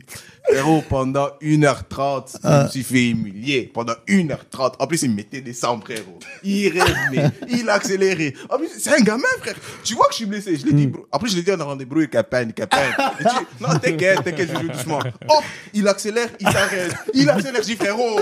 Mes adducteurs. Franchement, moi, tu m'aurais dit ça, je t'aurais accéléré aussi. Ouais, c'est mes adducteurs. On est en test. Ouais. Après, Non, tu sais qu'il y a je Flamand, il me dit quoi? T'inquiète, ils vont te prendre, tu vas signer, il n'y a pas de main gauche. Quand tu me vois, il fait... Je suis rentré à la maison. Donc, ouais, comme t'as dit, l'échauffement, c'est vraiment très important. Je pense aussi, ce qui est important aussi, et t'en as parlé, je voulais peut-être poser la question, c'est aussi genre, tu vois, la culture un peu de l'ancien dans le vestiaire, tu vois. Toi-même, t'as dit, genre, il y a des joueurs qui t'ont conseillé, des trucs comme ça. Est-ce que t'as une personne en particulier, genre, dans le vestiaire à Louvain, que tu te dis, lui, je peux toujours lui poser des questions, il est toujours là pour m'aider, ou c'est plusieurs joueurs qui sont là, en fait, en mode genre, tu vois, Ouais, comment je dirais- t'as un peu été accueilli, tu vois? Ouais, je dirais c'est plusieurs joueurs. Après, bien sûr, t'as un joueur qui a quand même joué plus de 300 matchs et tout. Mais je pense que c'est plus un tout parce que je pense Ok. que les conseils, tu peux le prendre chez tout le monde, tu vois. Ah. Que ce soit plus jeune que toi, plus vieux que toi. La preuve, Mandela Keita, qui joue à Louvain maintenant, qui est à Anvers. Il me donnait aussi des conseils. Pourtant, il est un petit peu plus jeune de moi de 1 an, tu vois. Donc, c'est un tout, en fait. C'est un tout, que ce soit les petits, les grands. Je pense que ce qu'il y a à prendre, il faut prendre, tu vois. Je pense que il faut pas faire de différence à ce niveau-là, parce que moi, c'est pas parce que, genre, t'es plus petit que moi que, genre, je vais t'apprendre la vie, tu vois. Je suis pas un garçon qui pense comme ça. Je pense que, comme je l'ai dit, l'expérience, tu le prends de chez tout le monde. Et c'est sûr que, ouais, on m'aide au quotidien, surtout que c'est ma première année. En pro, ça veut dire que je suis vraiment dans la découverte des équipes, des stades, de styles de jeu, tu vois, de différentes tactiques. Donc, je peux que apprendre avec les anciens et les nouveaux. T'as dit aussi que genre, tu vois, la transition du crossing à Louvain, même quand c'était en U18 et tout, c'était genre tu vois, tu t'entraînais 2 fois semaine, puis c'est 2 fois par jour, des trucs comme ça. Est-ce que toi, t'as dû adapter des trucs dans ton, on va dire, dans ton style de vie, entre guillemets, pour justement, tu vois, genre à un moment, t'as compris que, oh, mon corps fait mal, tu vois, genre, je dois m'adapter, ou genre, est-ce que c'est le club qui t'aide avec ça? Est-ce que toi-même aussi, t'as pris, on va dire, des décisions dans ta vie où t'as dit, vas-y, en fait, je vais, tu vois, je commence à penser à la récupération, à ce que je mange, des trucs comme ça, tu vois. Déjà, au début, tu le sens pas directement. Parce que, tu vois, quand tout va bien, tu sens rien.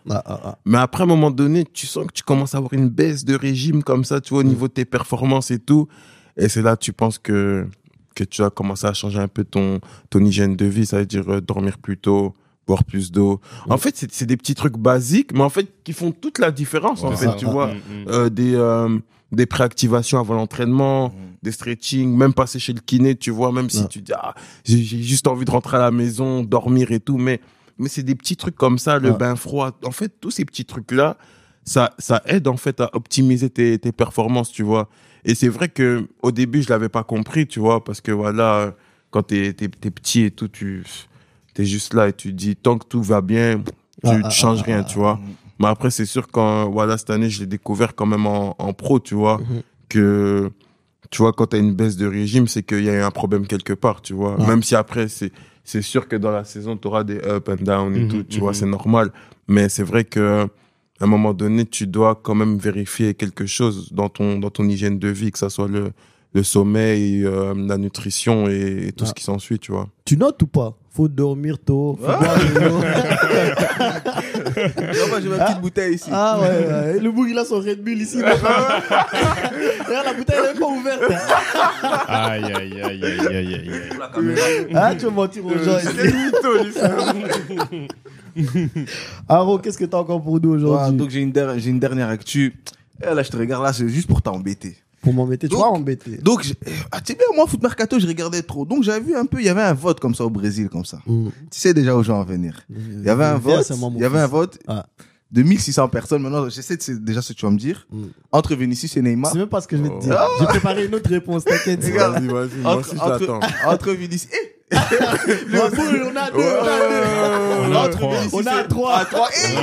Il y a trop de Catalonais, j'oublie. Vas-y. Entre Vinicius et Neymar, et les gens, c'est pas moi, j'ai rien dit. Pas de souci. Mais les gens au Brésil ont dit qu'actuellement, ils préfèrent Vinicius que Neymar. Quel est ton avis là-dessus? 4-0.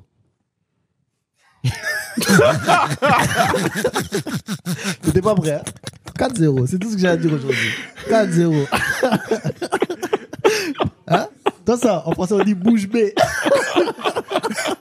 4-0. Mais frère, tu veux qu'on commence à parler de Neymar au PSG? 4-0. Tu veux qu'on commence à parler de Neymar? Mais qu'est-ce que ça a à voir? Hein? Qu'est-ce que ça a à voir? 4-0, c'est tout ce que j'ai à dire aujourd'hui. Mais c'est pas moi qui a dit ça. Hein? C'est pas moi qui a dit ça. Offusqué.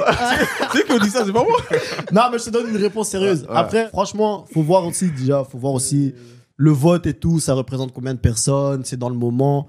Est-ce que si aujourd'hui tu me dis que les gens préfèrent Vinicius aujourd'hui à Neymar, est-ce que je peux être fâché? Franchement, non, Vinicius, il a fait une grosse saison, Neymar, il joue pas, tu vois, il est en baisse de régime, tout ça. Mais je pense que, et ça c'est souvent le souci avec les réseaux sociaux, c'est que tu vois, ça devient une conversation en ligne. Maintenant, on veut commencer à manquer de respect à Neymar Junior. Je te jure. Tu vois? Mais faut pas oublier que genre Neymar, ce qu'il a fait dans sa carrière, surtout avec les attentes qu'il avait, parce que je pense que un gros truc dans le sport qu'on oublie, c'est que un joueur qui vient sans vraiment de grosses attentes et après fait une grosse carrière ou quoi, on va dire c'est un peu la norme, tu vois. Mais les joueurs qui viennent déjà avec des grosses attentes, genre on regardait des matchs au Brésil pour le voir, tu vois ce que je veux dire. Lui arrive en Europe, on lui dit tu dois tout gagner, tu dois gagner la Coupe du Monde, tu dois être Ballon d'Or, tu dois gagner la Champions League, qui arrive quand même à faire une énorme carrière parce que il sera peut-être meilleur buteur du Brésil de tous les temps, ce qui est incroyable. C'est pas un numéro 9, c'est pas un attaquant de pointe, qui a eu un impact incroyable en Europe au Barça, qui a tenté son aventure au PSG. Ou est-ce que faut pas oublier que genre à un match près il le fait, tu vois, parce qu'il les amène en finale l'année Covid, et je dis il les amène en finale, tu vois, un match près il gagne la CL à Paris. S'il fait ça, c'est fini. Mais il a fait une grosse saison après, il a fait une grosse carrière. d'aller maintenant dire à Vinicius qui a maintenant 23 ans, 22 ans, 23 22, ans, c'est un 2000. et Il qui va est avoir 23 en ans. train de faire 2-3 grosses saisons maintenant, d'aller les comparer, ça me dérange un peu, tu vois. Ouais, Mais après qu'aujourd'hui, dans le hype du moment, on dit ouais, on préfère Vinicius aujourd'hui, ben écoute, si Vinicius joue, l'autre joue pas, c'est normal, tu vas le préférer, tu vois. Mais faut pas manquer de respect à la carrière de Neymar parce que les attentes qu'on a mis sur lui étaient énorme. Hein. énormes, c'était impensable. Et qu'alors, en fin de compte, il a presque réalisé toutes ces attentes-là. Parce tu sais, même la Coupe du Monde en 2014, hein, on oublie que genre le Il Brésil s'est était blessé. éclaté. Ouais, mais le Brésil Ouais, était éclaté, éclaté, tu vois. Et lui, en fait, c'était une Coupe du Monde au Brésil. Le peuple était en crise. Tout ce qui leur restait, c'était cette Coupe du Monde. c'est le Coupe du Et Monde, lui, ouais. il est parti dans une mission solo de moi, je vais vous la ramener. Mhm.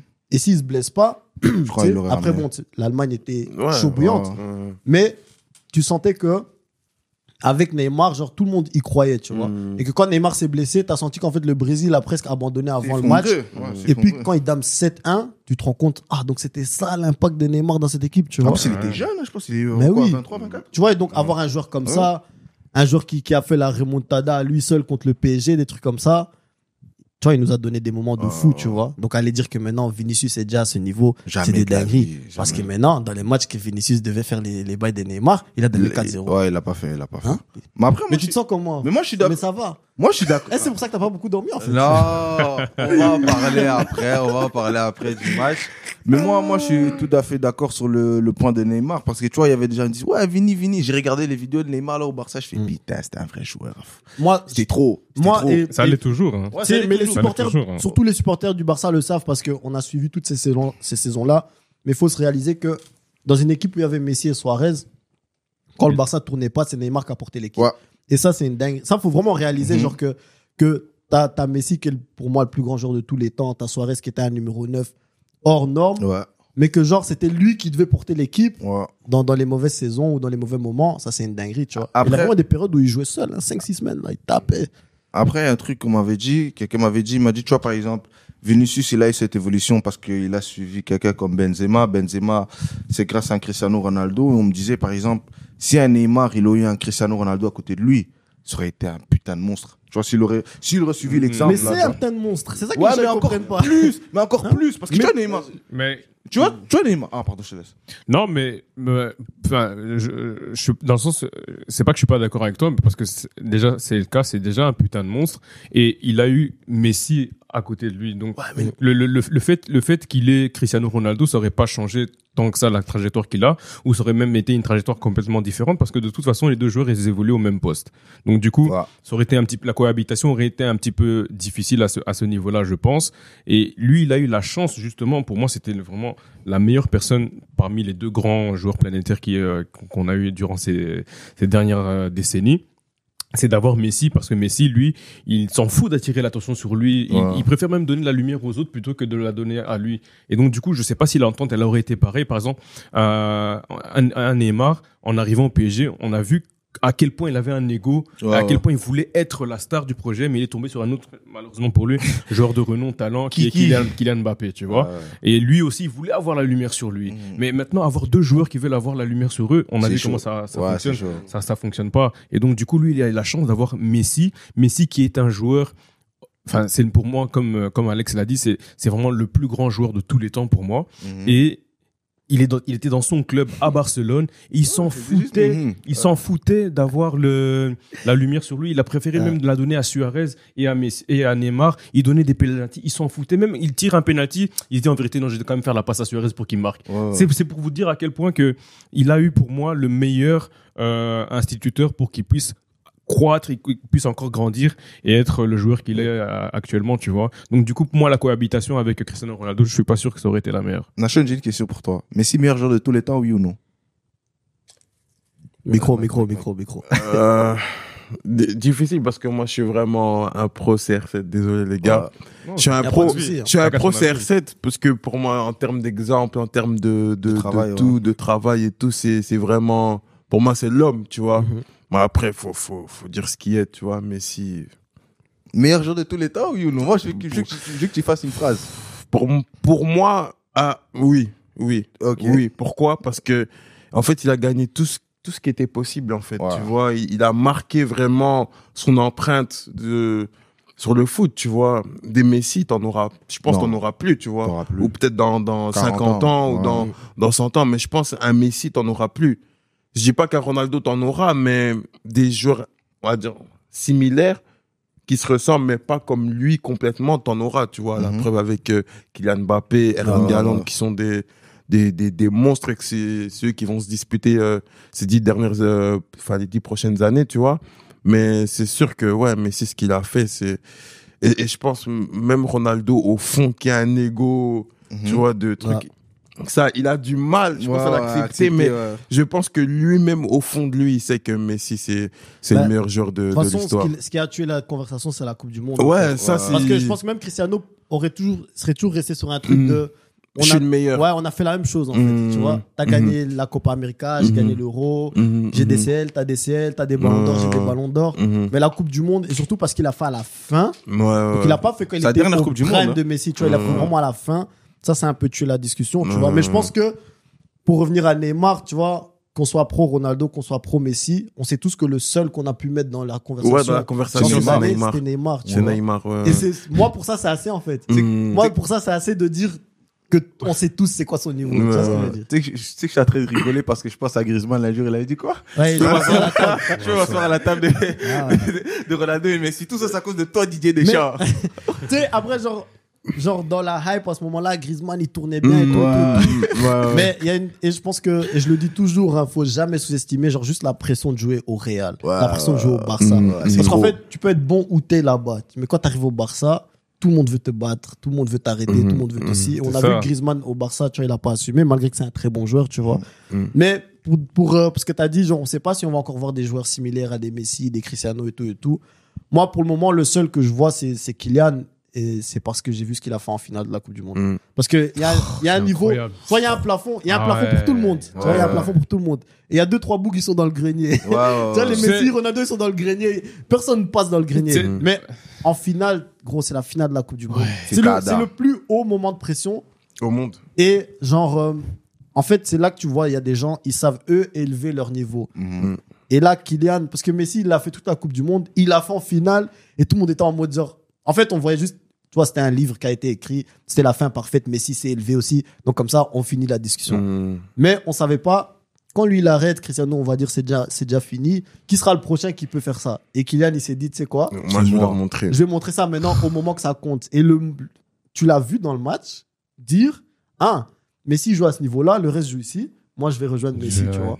Et ça, c'était une dinguerie. Bah Moi, ouais, ça m'a donné des frissons. Ouais, en fait. ben moi aussi, on va pas refaire l'histoire de toute façon de la Coupe du Monde. On a déjà parlé plusieurs fois, mais quand Kylian égalise sur la reprise de volée là, tu sais que j'ai eu des frissons qui m'ont traversé tout mon corps et le voir célébrer, tu sens vraiment que c'est la rage de dire ouais, moi aussi je suis à ce niveau-là et pour montrer que c'était en fait une finale parfaite pour l'histoire de Messi et c'est ça que je kiffe encore plus cette Coupe du Monde pour lui. Non, de ouf.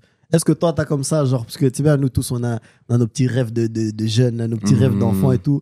Est-ce que toi, t'as comme ça, on va dire, un peu des objectifs pour toi-même de, tu vois, j'aimerais bien, tu sais, par exemple, en Belgique, jouer pour des trophées ou en Europe, tu vois, un jour jouer la Champions League, un jour jouer ci, un jour. Genre, qu'est-ce que toi, pour toi, à un moment que tu te dis, si j'atteins ça, je pourrais être satisfait. Bien tu sûr, tout gagner. Tout.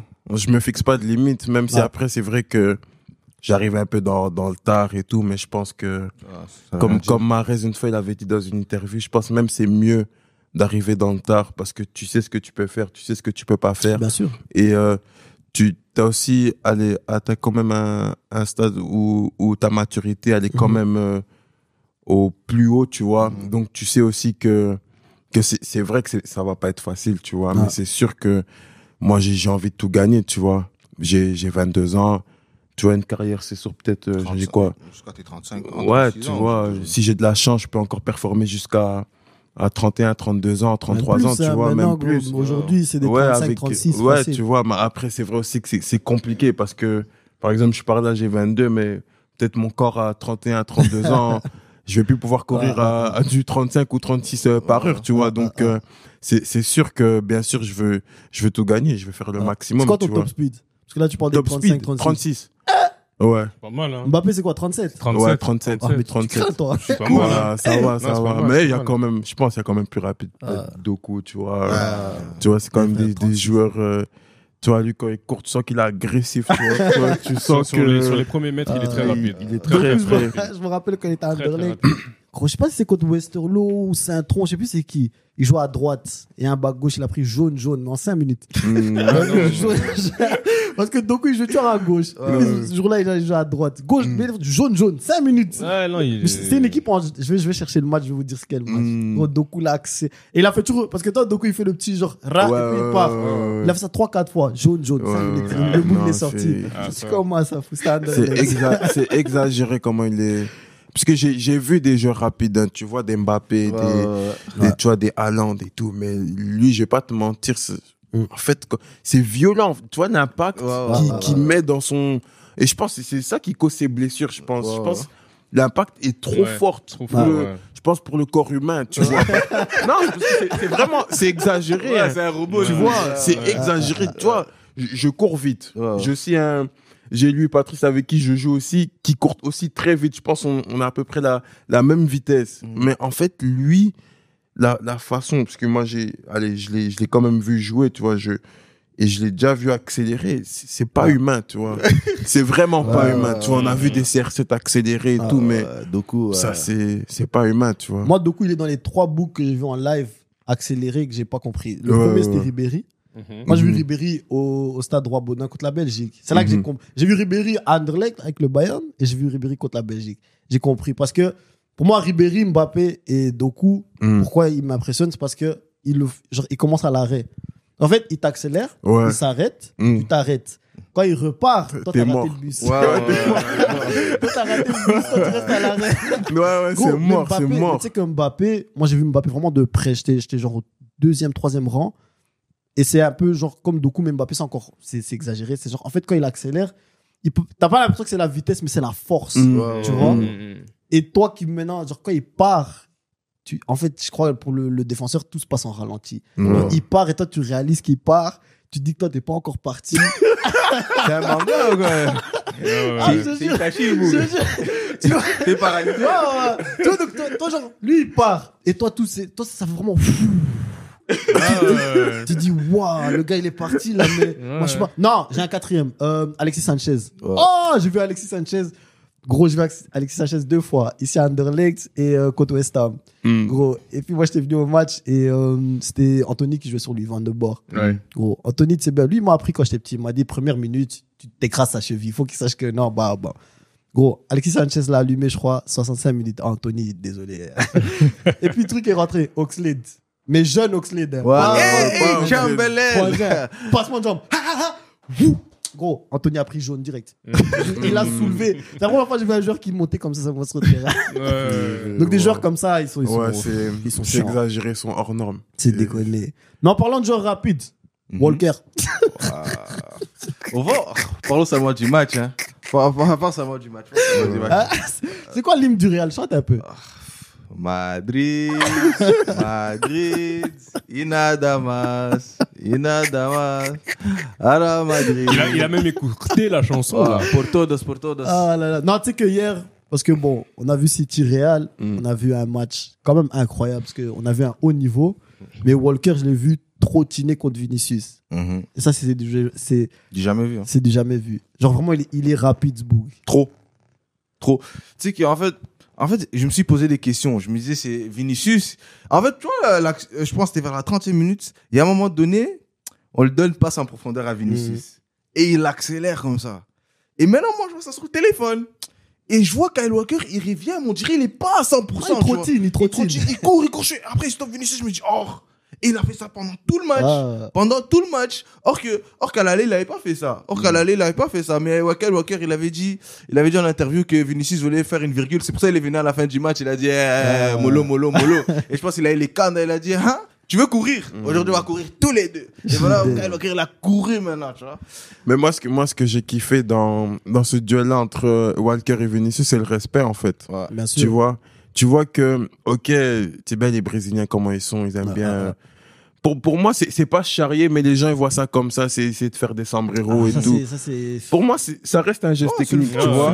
Ça reste du foot, tu vois. Et moi, c'est ce que j'ai aimé, c'est, comme tu as dit, l'image après le match, du match aller, c'est que, tu vois, il va chez lui, il se check et il lui dit genre gentiment en mode tranquille et pas genre tu voyais pas d'agressivité pendant le match, genre tu vois Walker qui veut le tacler à mort et tout, tu vois, et c'est ça que j'ai kiffé parce que le problème maintenant on sait que Vinicius c'est un joueur qui provoque beaucoup avec le ballon et les défenseurs ont tendance à perdre leurs moyens maintenant face à lui et directement ils deviennent agressifs. Ouais. C'est une plus de faute. J'ai pas la stat. En Liga, ouais. En Liga, c'est sûrement. Mais de l'autre côté, on avait, parce qu'on a un ou le joueur, en tout cas les saisons précédentes, qui subit le plus de fautes en Première Ligue, c'est Grealish. Et je trouve que de l'autre côté, on a vu par exemple Carvajal un peu perdre ses. Ah non, pas un peu, il a perdu ses moyens, tu vois. Mais tu vois, genre, pourtant Grealish, c'est pas un joueur qui est genre passement de jambes, tout ça. Mais juste, genre, parfois, quand tu te fais dominer, la frustration monte, tu vois. Parce que Grealish, c'est un joueur qui. T'as jamais l'impression qu'il va passer un homme, mais il perd pas la balle. C'est un joueur qui est vraiment, il perd pas la balle, il joue toujours juste. Et puis, quand il commence un peu à déborder, il commence à rentrer dans l'axe et tu fais un peu douter. Moi, j'ai vu un Carvajal totalement perdu, tu vois. Les deux matchs. En fait, je pense que Carvajal, faut qu'il arrête. Il doit arrêter ça. Tu vois, il y a certains âges où les Espagnols, ils doivent aller vers l'Atlético Bilbao. Mais les Espagnols, ils vieillissent mal. Non, ils doivent aller vers, là, il arrive à l'âge où il doit aller vers Atlético Bilbao, Séville, parce que ça fait quand même quelques moments que Carvajal, quand il y a un joueur rapide, peu importe c'est qui, il a vraiment du mal. Comment Grealish l'a mangé? Tu sais que moi, je l'ai regardé, je dis frérot, tu joues au Real, t'es une légende du club. Hein. On peut pas te manger facilement comme ça. Parce que, tu vois, Grealish, comme tu dis, c'est un joueur, il perd pas la balle. En plus, tu sais qui m'énervait. Tu sais, c'est quoi qui m'énervait? C'est Jack Grealish. C'est Jack, hein. Jack, tu m'énerves. Le bouc, on le fait une faute, il rigole. Après, il met ses mains en arrière. Il rigole, je dis, oh! Tu vois, des trucs comme ça met les cannes. Et je vois Carvajal, il perd les moyens, il devient tout rouge. Mais ça, c'est l'arrogance anglaise. Il devient tout rouge. Après, prochaine action. Allez, même chose encore. Il rigole encore, il sourit. Non, quel match. Arsène, qu'est-ce que t'as pensé de ce City de Guardiola? Ouais, que dire. Guardiola, c'est l'entraîneur ultime. Il a si on a envie de faire l'historique, hein, Guardiola, il avait commencé à révolutionner le foot avec son Barça 4-3-3. Bon, les jeunes ont commencé à copier et ils ont commencé même à créer des tactiques anti-4-3-3. Ouais. Il s'est dit, ok, vous jouez à ça, pas de problème. Maintenant, ce que je vais faire, c'est que je vais prendre des latéraux, des backs droits ou backs gauche qui vont commencer à rentrer dans le milieu de terrain pour faire un surnombre au milieu de terrain. Ils ont trouvé des tactiques pour maintenant passer en 3-4-3 pour jouer avec des pistons. Ah, vous allez faire ça? Ok, maintenant je joue avec 4 défenseurs centraux, dont un qui sera dans le milieu de terrain pour qu'on soit en 3-2-4-1. Guardiola est toujours dans l'innovation.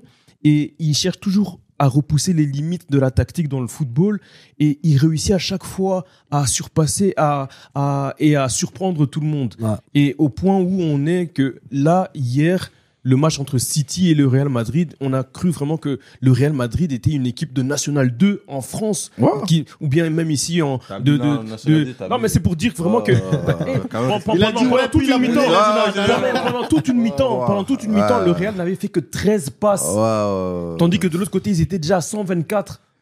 Juste pour te dire, en plus de ça, ils avaient une présence de plus de 60% dans le dernier tiers du terrain du Real Madrid, tandis que le Real Madrid était en train de défendre sur une ligne de 7 ou de 6, parce qu'il y avait à la fois Kroos et à la fois l'autre Fede Valverde qui revenait défendre pour couper les brèches. Donc du coup, ça faisait que la deuxième ligne de tiers dans le camp du Real Madrid était libre. Donc Gundogan et Kevin De Bruyne étaient tout le temps libres. Ils avaient toujours la possibilité de faire les courses vers l'avant et faire la transition entre la défense et l'attaque. Et que dire aussi balle au pied de John Stones qui avait toute la liberté parce qu'il y avait personne qui mettait de pression. Même Bernardo Silva. Non, mais c'est pour dire vraiment que Guardiola, il a vraiment fait un truc incroyable. Hier, on a vu vraiment du foot de très très haut niveau et que le Real Madrid comptait forcément sur les arrêts de Thibaut Courtois. Thibaut Courtois, il a été encore une fois énorme. Il aurait pu franchement changer la donne à mon avis si les joueurs de City ils étaient pas autant déterminés et si ils avaient pas été atteints comme le Real Madrid aurait voulu que ça se passe, et surtout s'il y avait de l'autre côté un Modric et un Benzema en forme, ça n'a pas du tout été le cas. Et c'est ça qui a fait la différence cette saison-ci pour que le City de Guardiola puisse passer, et que je pense qu'on est tous d'accord pour se dire que ils sont les grands favoris pour cette finale. Après, moi je pense que nos défaites aussi c'est un aspect tactique, hein, parce que quand tu regardes l'aller, tu mets un Rudiger qui fait un match incroyable face à Haaland. Après, la semaine d'après, tu mets Militao, que tu sais que Militao, pour moi, c'est le Varane, en fait. Parce que c'est un joueur il est pas constant. Il est bon, mais quand il perd ses moyens, il perd vraiment ses moyens. Et Alaba en défense centrale, c'est chaud. C'est vraiment chaud. Donc peut-être un Rudiger serait changé, mais c'est vrai que Benzema, il était pas dans son match. Même Kamavinga. Comment? Tu sais que c'est le premier match où je vois que Kamavinga, il a souffert face à Bernardo Silva. Mais tu sais que, en fait, moi, ce qui m'intéresse, c'est que, genre, surtout, genre, à chaud, tu vois, quand on regarde le match et tout, on est en mode, genre, le Real, Modric, Kroos, Kamavinga, Carvajal, Benzema, ils n'étaient pas dans leur match, ils n'étaient pas présents, nanana. Mais hier, c'est et ça m'arrive pas souvent que, genre, tu regardes un match et tu te dis, je comprends que, genre, je comprends qu'on critique le Real, mais je te dis, honnêtement, moi, j'ai pas vu la solution. Ouais, j'ai pas vu, genre, ok, on critique le Real. Mais qu'est-ce qu'on aurait pu faire pour changer ça, tu vois? Et je voulais peut-être te poser la question aussi, parce que tu as regardé le match, genre, qu'est-ce qui t'a le plus, toi, impressionné, tu vois, dans ce match? Parce que moi, je regardais, je me disais, ok, c'est vrai que City a la balle, il trouve des ouvertures et tout. Mais même en termes de pressing, qu'est-ce que tu allais faire pour... En vrai, quand tu regardes le match, tu vois, déjà, pendant 20 minutes, Madrid n'ont pas touché un ballon. Pendant 20 minutes. Donc, t'imagines que pendant les 20 premières minutes d'un match, tu touches pas la balle. Là, en fait, moi, quand j'ai vu le match, les 20 premières minutes, je me suis dit, c'est foutu. En vrai, tu peux pas contrer, la possession de balle de Guardiola, même si t'as des joueurs qui sont agressifs et tout. À la fin, je pense que c'est toi qui disais, Carvajal, il perdait ses moyens, tu vois. C'est sur des trucs comme ça, tu vois, des petits trucs comme ça. En vrai, c'est juste parce qu'il garde la balle, Et à un moment donné, t'es Madrid, tu dis, wesh. Moi, je suis Madrid, le meilleur club d'Europe. Et genre, je suis en train de courir derrière la balle contre un Manchester City. Il faisait un taureau. C'est pas normal. Parce qu'en pire, genre, dans la possession de balle de City, t'as pas ah ouais, ils font ça parce que tu vois pas genre, ok, ils font ça parce qu'ils veulent faire ça. Après, y a pas genre une logique de, ah ouais, non, ils jouent comme ça parce qu'ils veulent centrer. Ou ils jouent comme ça parce qu'ils veulent infiltrer. Ils font tout et ils essayent. Infiltration, pas marché, viens, on retourne. C'est ça. On essaye de centrer, ça marche pas, viens, on retourne. À gauche, ça marche pas, viens, on va à droite. Donc, du coup, en fait, tu peux dire, viens, on va mettre un pressing, non, mais c'est trop. Tu sais, surtout que, et ça, c'est un des principes de Guardiola et de beaucoup de coachs aussi qui sont dans, on va dire, dans le beau jeu, c'est que Arsenal aussi, tu vois beaucoup ça, c'est que, en fait, souvent, ils jouent d'un côté parce que eux, ils veulent justement que tu viennes faire le pressing. Parce qu'ils veulent trouver l'espace de l'autre côté. Ouais, c'est mais ça. toi, quand ça rentre dans ta tête, mais c'est fini. Tu vas même plus faire de pressing. C'est ça. Mais c'est ça que je te disais. C'est pour ça que je te dis, en vrai, comment tu veux presser contre une équipe comme ça, qui monopolise le ballon? C'est pas comme s'ils faisaient 20 minutes, 40 minutes. Non, ils font tout le match. Je dis, allez, je vais pas dire c'est impossible parce qu'il y a toujours moyen de contrer. Il y a toujours une faille dans une tactique. Mais, comme t'as dit, en vrai, tu vas faire quoi? Tu vas faire le fou. Tu vas aller presser là-bas. Changement d'aile, c'est fini, tu vois. Le match, il est fini. C'est sur des petits détails comme ça. Et c'est vrai qu'hier, moi-même, en tant que fan du Real, je dis, il n'y a pas la solution. Tu peux rien faire. C'était trop dur. Non, mais ouais, franchement, c'était, même si je suis supporter de Barcelone, il y a moyen d'analyser ce match objectivement. Il y avait quasiment rien à faire face à ce City-là. Ils étaient beaucoup trop forts. Et quand tu vois, c'est à ce niveau-là que tu ressens aussi que chaque joueur a besoin d'être à son poste pour évoluer dans les meilleures conditions. Notamment un joueur comme Eduardo Camavinga, il était perdu hier. Il était perdu. Et c'est vraiment dans ces moments-là que tu te dis que non, il faut vraiment des joueurs de métier et de talent, de renom pour pouvoir assumer ce genre de prestations-là. Et quand tu as également des joueurs vieillissants comme Modric, comme Kroos, qui ne faisait pas les courses, ou bien Benzema qui n'était pas du tout dans le match, il était complètement perdu. Et à un moment donné, en première mi-temps, il tente un tir en espérant qu'il y ait une déviation, que ça touche de la main. Voilà, c'est souvent des choses comme ça. Et on les a sentis que même l'entraîneur Ancelotti, il était sans armes. Il savait même pas quoi faire. Pour preuve, son premier changement, c'est il fait rentrer Rudiger, il met là-bas à gauche, il fait remonter Camavinga au milieu de terrain. Moi, je pense que la seule vraie solution contre ce City, c'est l'agressivité. Il faut les agresser, en fait. Non. Faut les agresser. Non, mais je vois ce que tu veux dire. Je vois ce que tu veux dire, mais après, je vais pas te mentir, c'est très difficile parce que au moment où tu vas les presser, tu sais que tu laisses de l'espace dans ton dos. Ça veut dire c'est pas tu joues pas contre des Paris FC sans manquer de respect à des clubs comme ça. Tu joues quand même contre des joueurs qui ont un QI du foot exagéré, tu vois, des De Bruyne, des Gundogan, des Bernardo. Mais moi je crois qu'il faut les agresser un peu genre style Simeone avec l'Atlético. Il faut vraiment dire en mode genre gros, minute 1 on va commencer à faire des fautes. Dès que vous enchaînez 5 passes. Mais fautes. en vrai, tu dois jouer sale avec eux. Faut les agresser. Si tu veux pas qu'ils produisent du jeu, tu joues sale. Parce que c'est tous aussi des beaux joueurs de foot, tu vois. Et parfois, des joueurs comme ça, faut arriver à sortir 1 ou 2 joueurs de leur match, tu vois. Parce qu'un Bernardo, comme on a dit, les 20 premières minutes, ils avaient, tu vois, les 124 passes contre 13 passes. Il y avait 79% de possession. C'est trop. Tu sais que je veux dire un truc. Mais ça veut dire que tous ces joueurs-là, c'est tous des joueurs qui aiment le ballon. Ça veut dire que là, ils ont déjà tous touché le ballon. Ils sont tous en mode. Parce qu'en plus, ils ont déjà tous touché le ballon. Et toi, tu sais que, toi, pendant 20 minutes, quand tu touches bien le ballon et que tu te sens bien. Tu montes en puissance. Tu montes en puissance. Gros, toi, le premier but qu'il met, toi, la frappe qu'il met. Premier poteau là, ça veut dire qu'il se sentait tellement bien. Quand il a contrôlé la balle, puis il a vu Courtois, il a dit je vais t'allumer. Parce que ça c'est une frappe, c'est pas facile. Non, c'est vraiment que t'es en confiance. Il avait ouvert son pied pour essayer de tout simplement de faire l'envolée. Après, il a fait comme Mbappé. Premier poteau. C'est un bail qui vient du tennis. C'est même pas supposé être dans le foot. C'est des frappes fouettées la balle. C'est vrai. T'arrives comme ça pour essayer de. Ça vient du tennis. Donc c'est à dire que. Non, c'est vrai. C'est ça que j'ai dit. Mais pendant 20 minutes, il a tellement touché la balle que à la 20e minute, il était tellement à l'aise. Il a dit. Parce que toi-même, tu joues au foot, tu sais très bien que quand tu as touché la balle et que toutes tes passes étaient bonnes, tous tes contrôles étaient bons, mais tu sais que la première frappe, je vais avoir, je vais l'allumer. C'est ça. C'est un truc de joueur de foot. Mais là, toute l'équipe était dans ce. Donc, tu te rappelles avant FIFA Street, t'avais le game breaker là. Mais maintenant, t'as 11 joueurs, ils sont en mode game breaker. Donc, le premier qui frappe, gros, j'ai vu Haaland à un moment, il a fait contrôle gauche, frappe droite, fiu, laser. J'ai dit non, c'est mort. Mais tu sais que j'allais dire quoi? Tu me voyais au studio pendant 30 minutes. J'ai pas parlé parce que j'essayais de réfléchir à la place du coach et je me disais, qu'est-ce qu'on peut faire? Quiconque qu'on va mettre sur le terrain, il y a pas de solution. Parce que comme tu disais, la façon comment City jouait, c'était pas humain. Parce qu'il faut se dire, Guardiola, c'est un coach, il s'est inspiré de canards. Comment tu veux battre une personne qui s'inspire de canards?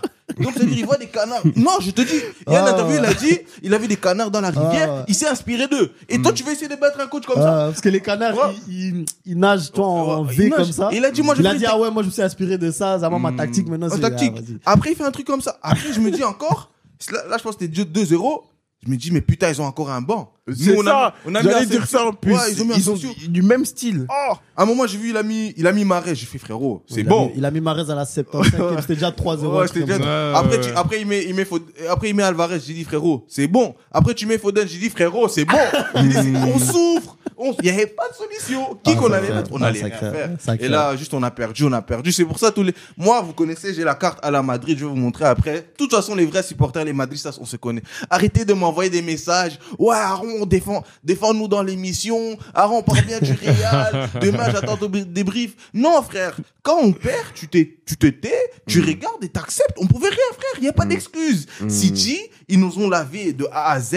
Ça arrive. On a 14 Ligues des Champions. On peut pas toujours gagner. L'année prochaine, un autre cap avec des nouveaux joueurs. C'est tout. Donc, arrêtez de m'embêter. Je suis humain. Hier, j'allais pleurer parce que là, je suis en train de craquer. Mais là, j'arrive plus à lâcher le micro parce qu'il y a des émotions qui montent. Parce que j'arrive toujours pas à réaliser comment une équipe comme City a pu faire ça au Real. Parce que la dernière fois que j'ai vu ça, c'était il y a 6-7 ans quand c'était Barça-Real, les Classicos.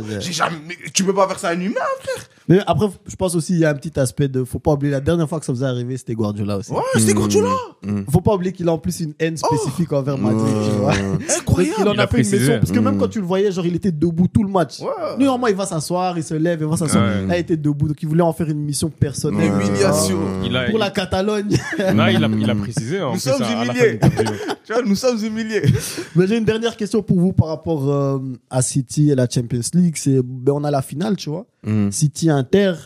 À quoi on peut s'attendre, tu vois, comment? Toi, tu penses qu'il va arriver quoi en finale? Moi, je pense, faut pas vite juger. Faut pas, parce que tout le monde dit City, ok. Mais moi, je pense les Italiens, ils vont pas là-bas pour faire de la figuration, tu vois. Ils sont arrivés en finale. C'est vrai qu'on les attendait pas, tu vois, parce que personne n'aurait misé que l'Inter serait allé en finale. Mais moi, je pense qu'ils peuvent créer la surprise, parce que je pense à partir du moment où ils mettent un goal, ils ferment tout derrière. Et je pense que même Guardiola, je pense qu'il n'y a pas plus difficile que quand tu as une équipe qui joue à la possession de balle de jouer contre un bloc bas. Parce que les espaces, ils sont très, très réduits. Très réduits. Et moi-même, je déteste jouer contre des blocs bas parce que tu sais que tu n'as pas d'espace, tu vois. Tu vas à peine toucher le ballon, tu tu sens déjà la pression sur ton dos et tout. Ouais. C'est vrai que c'est pas facile. Après, bien sûr, c'est bien City vont partir favoris parce que c'est comme ça, ils ont lavé Madrid à domicile, mais je pense que ça va être une finale vraiment disputée, tu vois, parce que Moi, je pense qu'on a beaucoup de chance que c'est l'Inter en finale et pas le Milan AC. Parce que on aura droit à une finale. Je pense que si c'était le Milan AC, on aurait vu vraiment un lavage vraiment express. Je sais que Gilles est derrière moi, mais lui-même, il sait. Lui-même, il a dit, il est content qu'ils ne sont pas passés en finale. Parce que ça allait être un boulot, tu vois. Mais l'Inter, genre, comme tu as dit, ils vont jouer en bloc bas et c'est une équipe très disciplinée. Ils vont vraiment boucher les espaces, tu vois, parce que eux, ils vont partir d'un principe de on ne doit pas encaisser et dès qu'on peut essayer d'aller marquer un but, on peut marquer, tu vois.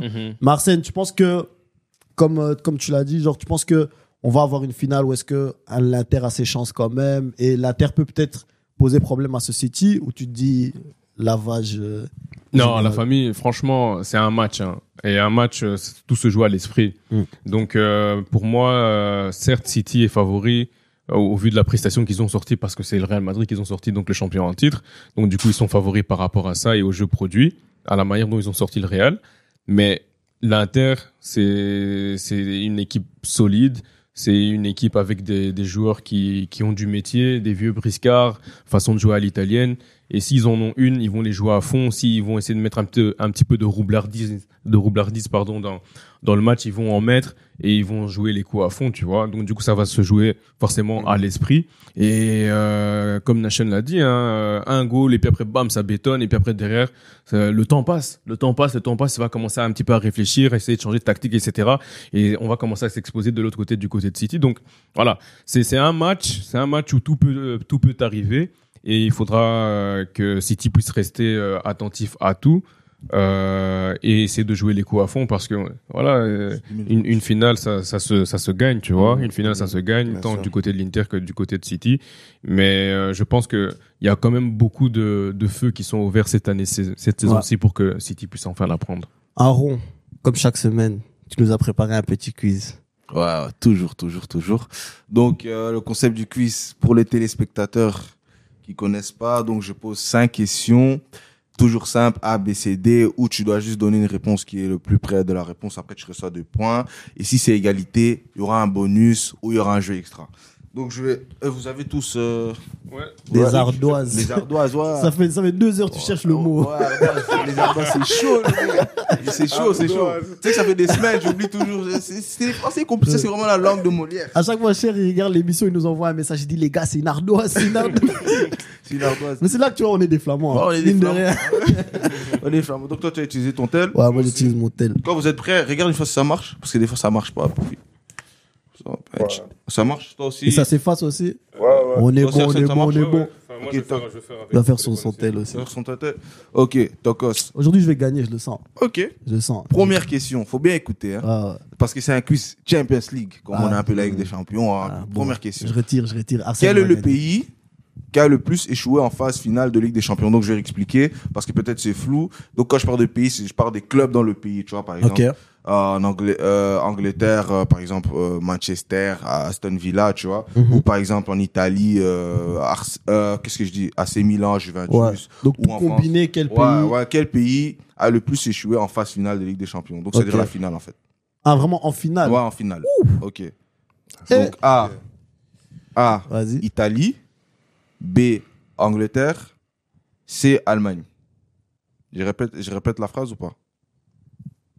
Moi, j'ai écrit. Ok. J'ai écrit. En face de moi, ça hésite. J'ai aussi. Toi aussi? Ah, j'ai écrit. Ok, je vais commencer. Nation, t'es prêt? Ouais. Vas-y, je vais commencer par toi. Moi, j'ai dit Italie. Ok. Moi aussi. Arsène? Moi, j'ai mis C. Et la réponse C'était quoi? C'était Italie? Mais c'est quoi? C'était Allemagne. Ah, mais C'était c'était Allemagne. l'Italie. Hein. Ouais, c'était C'était l'Italie. Aïe. Je vous dis, aujourd'hui, je vais gagner. C'était l'Italie. Aujourd'hui, je vais gagner. Donc, ça veut déjà un point pour monsieur le plus titré Attends, regarde. et l'invité. Merci. Arsène, toi, toujours, tu me déçois. J'espère aujourd'hui, tu vas pas me décevoir. L'homme au 0 point. Pour bien préciser, Boug, il a fait 0 point. 0 point dans la cuisse. Sur Anderlecht. Ouais, sur Anderlecht. Ouais, mais là, c'est Ligue des Champions. Donc là, t'as pas d'excuses. Ah là. Question numéro 2. Combien de clubs anglais ont déjà atteint la finale de la Ligue des Champions? A, Chiche. 7, B, 9, C, 10. Combien de clubs anglais ont déjà atteint la finale de la Ligue des Champions? A, 7, B, 9, C, 10. Non, attends. Hésitation. Je vois qu'il considérait, il est en train de réfléchir. Il y a la pression là. Il y a la pression. D'abord, j'ai voulu faire le gars, j'allais compter dans ma tête. J'ai dit, frangin. Ouais, tu peux pas le compter en vrai. Parce qu'il y a des périodes où on n'était pas là. Il y a des périodes sombres, c'est des années 70. J'ai pas assez dormi pour commencer à faire des comptes ici. Quand vous êtes prêts, vous me dites, je vais commencer par Nation, puis on fait comme ça. Vas-y, moi j'écris ma réponse en tout Moi cas. aussi, je suis prêt. Ok. B. Ok. B. Arsène. B. Moi j'ai dit 9 aussi, B. Et c'était B. Tangas Wow. Tangas Donc 2 points pour Nation, 2 points pour Phantom. Premier point pour Arsène. Ouais. On applaudit. Premier point dans l'histoire d'Arsène. Premier point. Troisième question. Ouais. Combien de matchs CR7 a disputé en total en Ligue des Champions? Et je vais pas donner d'ABC, je vais pas donner de A à B, C. C'est lui qui est le plus proche remporte le point. Oh, bullshit. Ouais. C'est pas gentil ça. Mais si. Non, Combien c'est pas de gentil. matchs CR7 a disputé en total en Ligue des Champions? C'est lui qui est le plus près remporte le point. Attends. Je vois mon ami et Kondo King en faire qu'en train de réfléchir aussi derrière la caméra dans les backstage. Je suis dead. Vas-y, moi j'ai mis un chiffre. Ça allait tomber. T'as un chiffre? Ah, Arsène j'ai tombé. réfléchit aussi. Non, j'ai un chiffre là. Ah, je suis tombé.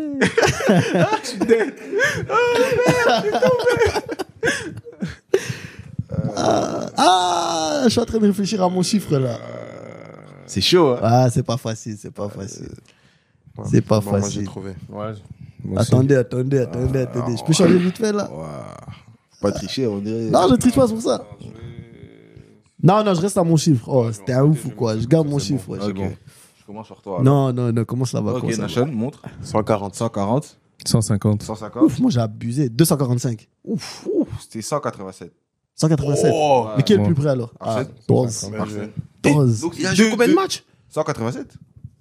187 matchs en Champions League. Ouais, c'est abusé. Même si on veut faire une dictature. C'est abusé. 187. Purée. C'est abusé. Donc ça fait 2-2-2. Oh, boule! Ouais, match Ouais. nul. Boule! Arsène, il est chaud. Arsène, il est chaud. Question numéro 4. Qui était le meilleur buteur de l'édition 2006-2007 en Champions League? A. Wayne Rooney. B. Ruud van Nistelrooy. C. Kaka. Je répète, question numéro 4. Qui était le meilleur buteur de l'édition 2006-2007 en Ligue des Champions? A. Rooney. B. Van Nistelrooy. C. Kaka.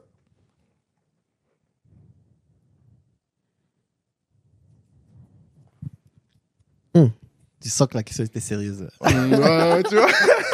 Tu boules bien, parce que c'est l'année où il a pris le ballon d'or un peu, je crois, à Kaka. Si je dis pas de bêtises. C'est en 2008. Ah, je sais pas. Moi, je suis mauvais avec les années. Non. Il C'est n'a un pas pris. problème. hein. Il n'a pas pris. Il n'a pas pris à ce moment-là. Gilles. L'année d'après? Kaka. C'était en 2008? 7, ouais. Ouais, 2007, c'est l'année. hein. Ouais, c'est l'année là. T'as écrit quoi? Je peux pas te dire, wesh. Attends. On attend, Moi, wesh. j'ai fini. Ah, tu as fini aussi? Ouais. On est dans le Pour toi rapide. Moi, j'ai mis caca. Ok. Ouais. La même chose. Moi, j'ai mis B. Et c'était Kaka, hein. Ouais. Ah, c'était Kaka. En plus, tu dis l'année qui gagne le ballon Ah, d'or. Ouais, mais j'étais pas sûr. Parce que tu vois, tu peux gagner le Ah, ballon d'or sans être Le meilleur buteur. meilleur buteur, Parce que tu vois. Rooney, parce que United, c'est en 2008. Je pense qu'ils vont en finale. Ouais. Ouais. Van Nistelrooy, lui, vas-y. Non, Putain, moi, je c'était pensais, Kaka. tu sais, lui, il marquait beaucoup avant, tu vois. Ouais. Il y a juste à Madrid où je pense qu'il est un petit peu flop, mais. Eh, caca. Ricardo Isaacson dos Santos Leite. Ouais. J'avais les livres Panini, là. Donc les points, ça fait 3 points pour Phantom, 3 points pour Arsène, 2 points. 2 points pour Nation. Aïe, aïe, aïe. Question numéro 5, Oui. dernière question avant bonus. Quel est le... Attends. Tu t'arrives pas à lire ta Non, propre si, question. Ok. Quels sont les noms, plus le nombre de clubs avec lesquels Carlo Ancelotti a disputé une Ligue des Champions? À disputer une Ligue de Champions. Ouais. En tant que joueur ou en tant que. Coach. En tant que coach. Quels Coach. sont les noms, plus le nombre de clubs avec lesquels Carlo Ancelotti a disputé Ah, faut donner les noms et le nombre. Ouais. Ok. Si tu arrives à donner tous les deux, t'as 5. Après, tu connais. Je vais un peu modifier les choses. Celui qui se rapproche. De toute façon. Attends. Ouais. De toute façon, c'est pas logique en vrai. Parce que Ouais. si tu dis les noms des clubs, Ouais. il suffit juste de compter, c'est bon. Ouais, mais il y a des gens, des fois, dans l'esprit. Ils Ah, savent pas. vas-y. Ils savent pas dans l'esprit. Donc, c'est pour des gens un peu qui sont pas éclairés. Je suis dead. Oh, attends, il a coaché là-bas ou pas? Attends. J'hésite, je stresse. Au secours. Attends, non, je fais une erreur, je pense. Attends. Je crois que je fais une erreur. Je fais une erreur. Bullshit. Mais on donne d'abord tous notre nombre. Parce que si on commence à donner les clubs, ça va tricher ici. Ça va tricher, ouais. Ça va tricher ici. Bon, fais un peu les 5, 4, 3, 2, 1 là. Ok. Moi, j'ai déjà écrit. Vous êtes prêts? Pourquoi tu regardes? Il y a quelqu'un qui veut tricher ici en live. On va commencer par toi. Hein. T'as combien de clubs? Attends, t'as combien de clubs? Dis dans le micro, s'il te plaît. 4. Attends, t'as combien de clubs? Arsène? Attends. Répondez, s'il vous plaît, monsieur. Répondez. J'en ai 5. Ok.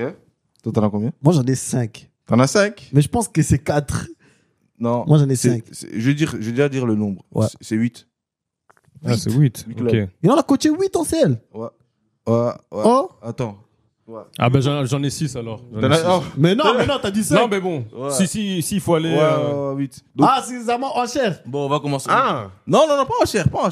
Mais en vrai, c'est pas on en peut cher. dire les Bon, clubs. ok, on a dit dis les cinq, clubs. alors, Dis les ça va, clubs. on a dit vas-y. 5. Ok. Toi, t'en as 5. Ouais. Ok, dis les 5. Alors, Milan, Ok. Real, Ok. Chelsea, Ok. Naples, Ok. PSG. Oh. Mais il y en a encore d'autres, je sais. Oh. Attends, Là, moi, j'ai écrit je te quoi? donne- Là, je te donne 2 points. Je commence avec Nation. Toi, t'en avais 4. Ouais, putain. Bayern, Milan, Madrid, Naples. Ok, je te donne 1 point. J'ai oublié. Et toi? Mais moi, j'avais dit quoi? 5. Ouais, 5. J'ai écrit Real, PSG, Chelsea, Bayern, Milan. Naples, je savais pas, j'avais oublié. Ah, moi, je me rappelle de Ouais, mais t'as aussi 2 points. Donc, ça veut dire que vous allez en finale. J'avais oublié. Ça veut dire Arsène et Fantôme en finale. Malheureusement, t'es éliminé. Merci d'avoir participé. Chelsea, j'ai C'est pas hésité de grave. ouf en plus. C'est pas grave. T'as quand même bien presté. Merci, là, c'est gentil. Vous entendez, il y a du public ici. Ouais. On n'est pas n'importe qui. Hein. Non, maintenant, il y a une grosse finale. Toi qui es toujours finaliste, Ouais, est-ce que tu vas prendre le titre? Parce que je sais qu'en Bien finale, sûr. Franchement, j'ai mis un maillot de Messi. Toi, je vais pas gagner. Je vais pas gagner. Arsène, Dis-moi. première fois en finale, Ouais. tu joues face à le big winner de ce jeu. Mhm. Tu penses que tu vas réussir à surmonter ça? Tu vas gagner? Tu penses? Nous, on est là comme on est. Ok. Donc, spécialement pour cette occasion, j'ai ramené un nouveau truc bonus. Donc, ça s'appelle épreuve tennis. J'explique les règles du jeu. C'est simple. Je dis un nom, par exemple, d'un joueur qui a gagné une finale de Ligue des Champions, par exemple, Eto'o. Ouais. Puis, toi, tu dois dire, OK, avec qui Eto'o a joué une finale de Ligue des Champions. Ouf. C'est comme ça. Ouf. Ok. Donc, faites un peu un tennis, tu vois. Tu dis Eto'o. Vas-y. Ah, je répète? Ok, pardon. Donc, ça veut dire, par exemple, tu dis Eto'o, lui, il dit Militao. Tu vois, on continue comme ça. Oh, ok. Ok. Vas-y. Je vais dire un nom de joueur. Mais c'est quoi la question? Attends, faut que je comprenne Non, bien. fais tennis. Donc, j'ai dit là, Ouais. finale de Ligue des Champions. Ok. Je vais donner un nom d'un joueur. Ouais. Après, toi, tu devras dire, par exemple, avec qui il a joué une finale aussi. Ok. Qu'une finale. Un autre joueur. Ouais, un autre joueur. Ah. C'est tennis. Tu vas faire des tennis. Ok. Si, par exemple, je commence avec Messi, toi, tu me dis, par exemple, Piqué. Lui va me dire Puyol. Après, vous Ok. allez dire, Ah, c'est comme tennis, ça. Tennis, Ok, tennis. ok, ok, Vas-y, ok. vas-y, Et on vas-y. fait un rondin. Vas-y. Mais il y a combien de secondes? Il y a pas de... Ah, 5 secondes. Bah ouais, ça doit Mais- aller vite. Ouais, c'est dans les minutes. C'est pour une équipe en particulier ou Non, même toute sa tu carrière? choisis. Toute sa carrière. toute sa Ah, carrière. d'accord. Ok. Toute sa carrière. Laissez-moi réfléchir. Ah, si je commence avec les joueurs de maintenant, ça va être trop facile. Non, je suis pas méchant, je suis pas méchant. Je suis pas méchant, je réfléchis. Ah, je suis dead. Il y a déjà quelqu'un qui a mis chrono. 25 secondes. Vous êtes méchants ici. Je réfléchis avec qui je peux faire quelqu'un qui a fait beaucoup de clubs. Ah. Non, en réalité, vas-y, Eto'o. Vas-y, commence. Moi, je commence. Ouais. Snyder. Ouais. Marquez. Oh, avec Snyder. T'as dit Eto'o, non? Non, mais Snyder, tu dois dire avec qui Snyder a joué une finale. Ouais. C'est un tennis. Attends. Il y a un truc que j'ai Ah pas ouais, compris. non, moi aussi j'ai Ouais, compris ouais, comme ouais, lui, tu vois, ouais, tu ouais. vois. J'ai Tu compris vois. comme. En fait, moi je pensais par rapport à Ouais, Eto'o. ouais, c'est je ça. vais expliquer. Donc, c'est-à-dire, je vais bien expliquer pour que tu Moi, j'ai comprends. compris. Toi, il a bien compris. Ouais. Si lui dit Eto'o, t'as dit Snyder, t'as dit Snyder, puis toi tu dois dire avec qui Snyder a disputé une finale. C'est comme ça. Ouais. Ok. C'est comme Ok. ça, tennis. Ok. Ok. On recommence On recommence Je dois redire Parle juste dans ton micro. Ok, pardon. Bon, en théorie, j'ai gagné, mais vas-y. Ok. Donc je recommence. Vas-y, commence avec Snyder. Hein? Commence avec Snyder. Mais franchement, j'ai déjà dit que lui commence. T'es Vas-y, ouf, toi. commence. Materazzi. Zanetti. Kivu, Milito. pardon. Milito. Julio César. Cambiasso. Non, t'as déjà dit Zanetti. Ouais. T'as déjà dit Zanetti. 5, 4, 3, 2, 1. Et la défaite est assurée. Merci beaucoup. Wow. Et la Merci défaite beaucoup. est assurée. Moi, j'aurais dit Stankovic en plus. Ouais, moi, mon prochain, c'était Stankovic. Moi aussi, je voulais comme ça. Mon prochain, c'était Mais Stankovic. j'avoue, ça a été difficile quand même, parce qu'en vrai, eux, ils ont pas gagné beaucoup de. Ouais. Mais je sais Projet. pas, c'est celui qui a compliqué. Hein? Pourquoi t'es parti, fallait pas rester à l'Inter? Oh. Non, ben, j'ai pris les joueurs qui me sont venus en première. Ouais. Non, Sneijder avec qui il a joué une finale à part l'Inter. Ouais, c'est vrai. C'est vrai. C'est déjà mort. Quand t'as dit T'étais obligé, Eto'o. t'étais obligé de Regarde, passer dans la- regarde, le ouais, bail, c'est ouais. que lui, il a commencé avec Eto'o. Moi, j'avais deux options. Ou bien je vais au Barça, ou bien je vais à l'Inter. Ouais. Moi, j'avais au Barça, lui et moi, on avait fait Mais- ça pendant 1 heure. Ouais, c'est Non, vrai qu'on. Ouais, je vois. De toute façon, en fait, moi, comme j'avais compris déjà de base, c'était Ouais. comme toi t'avais Ouais, compris. ouais, Mais bon, ouais. après, ok. Ouais. C'est pas grave, t'as perdu. C'est pas Non, grave. mais parce qu'en vrai, t'aurais Attends, pu si t'as partir sur- perdu, c'est pas t'aurais pu grave. partir sur le Barça. Ouais. Le Barça, ça aurait été plus vaste. Ouais. Tu vois, t'aurais Ouais, plus J'ai ouais. Inter de. direct. Mais Ça allait jouer Inter, c'est en vrai 30 que secondes. Inter, c'est vraiment. Chut, c'est Ouais, restreint, j'allais tu jouer en vois. 30 secondes, ça. On avait donné le 11 de base, peut-être un remplaçant. Ouais. c'est bon. Ouais, donc, félicitations. Ouais. Merci beaucoup. Merci beaucoup. Ça me fait toujours plaisir de gagner ton quiz. Mhm. On arrive à la fin de cet épisode. Franchement, les gars, je me suis amusé aujourd'hui. Ouais, Moi moi aussi, aussi, moi c'était aussi. chouette. Ça a fait grand Lourd. plaisir. Faut qu'on fasse ça plus souvent. Ouais. Donc, on fait à Swan, après, on vient à l'émission, comme ça. Pas on, pas on, pas on. Eh, Yamob, tu m'as contaminé. Il m'a contaminé. Là, on est de nouveau au début de l'épisode. Il n'y a pas de on. Moi, quand je prends ma carte d'identité, il y a écrit Alexandre Désiré. Il n'y a pas écrit on. Gros, pas pour toi. Pendant que ta caméra, elle est là. Tu as été au Swan. Gros, pas pour les. Oh, de parler pour les gens, frère. C'est quoi ça? Frangin, qu'est-ce qu'on peut te souhaiter encore pour le. On va dire pour la saison prochaine. Qu'est-ce qu'on peut te souhaiter? La santé, déjà. Yes. Parce que sans la santé, on fait rien. Ouais, amen. La santé, beaucoup de buts, beaucoup d'assists. Et ouais, pourquoi pas une grosse saison à venir. Si. Les Si, statistiques. les T'as entendu? statistiques. C'est Ouais. ça. c'est Bon, en important. tout cas, c'est ce qu'on te souhaite. Un grand merci d'être passé aujourd'hui. Merci, plaisir Franchement, partagé. L'ambiance était magnifique. Ouais. Arsène, toi aussi, je vais te remercier. Merci, On va mon remercier gars. aussi la personne qui t'a amené ce beau maillot. Hein. Toujours. Et puis Aaron, je te remercie. Hein. Toi qui es venu ici malgré un Swan. Hein. T'étais là à l'heure, Ouais, j'étais là à l'heure. bien frais, Avant l'heure, ouais. hein, bien loxé. Ah, je suis pas loxé, c'est des twists. Et aux gens qui ont regardé, bien sûr, ou qui ont écouté, un grand merci à vous. N'oubliez pas de partager, de liker. Dis à ta cousine qu'un nouvel épisode est sorti. Et moi, je te dis déjà à la prochaine. Pow!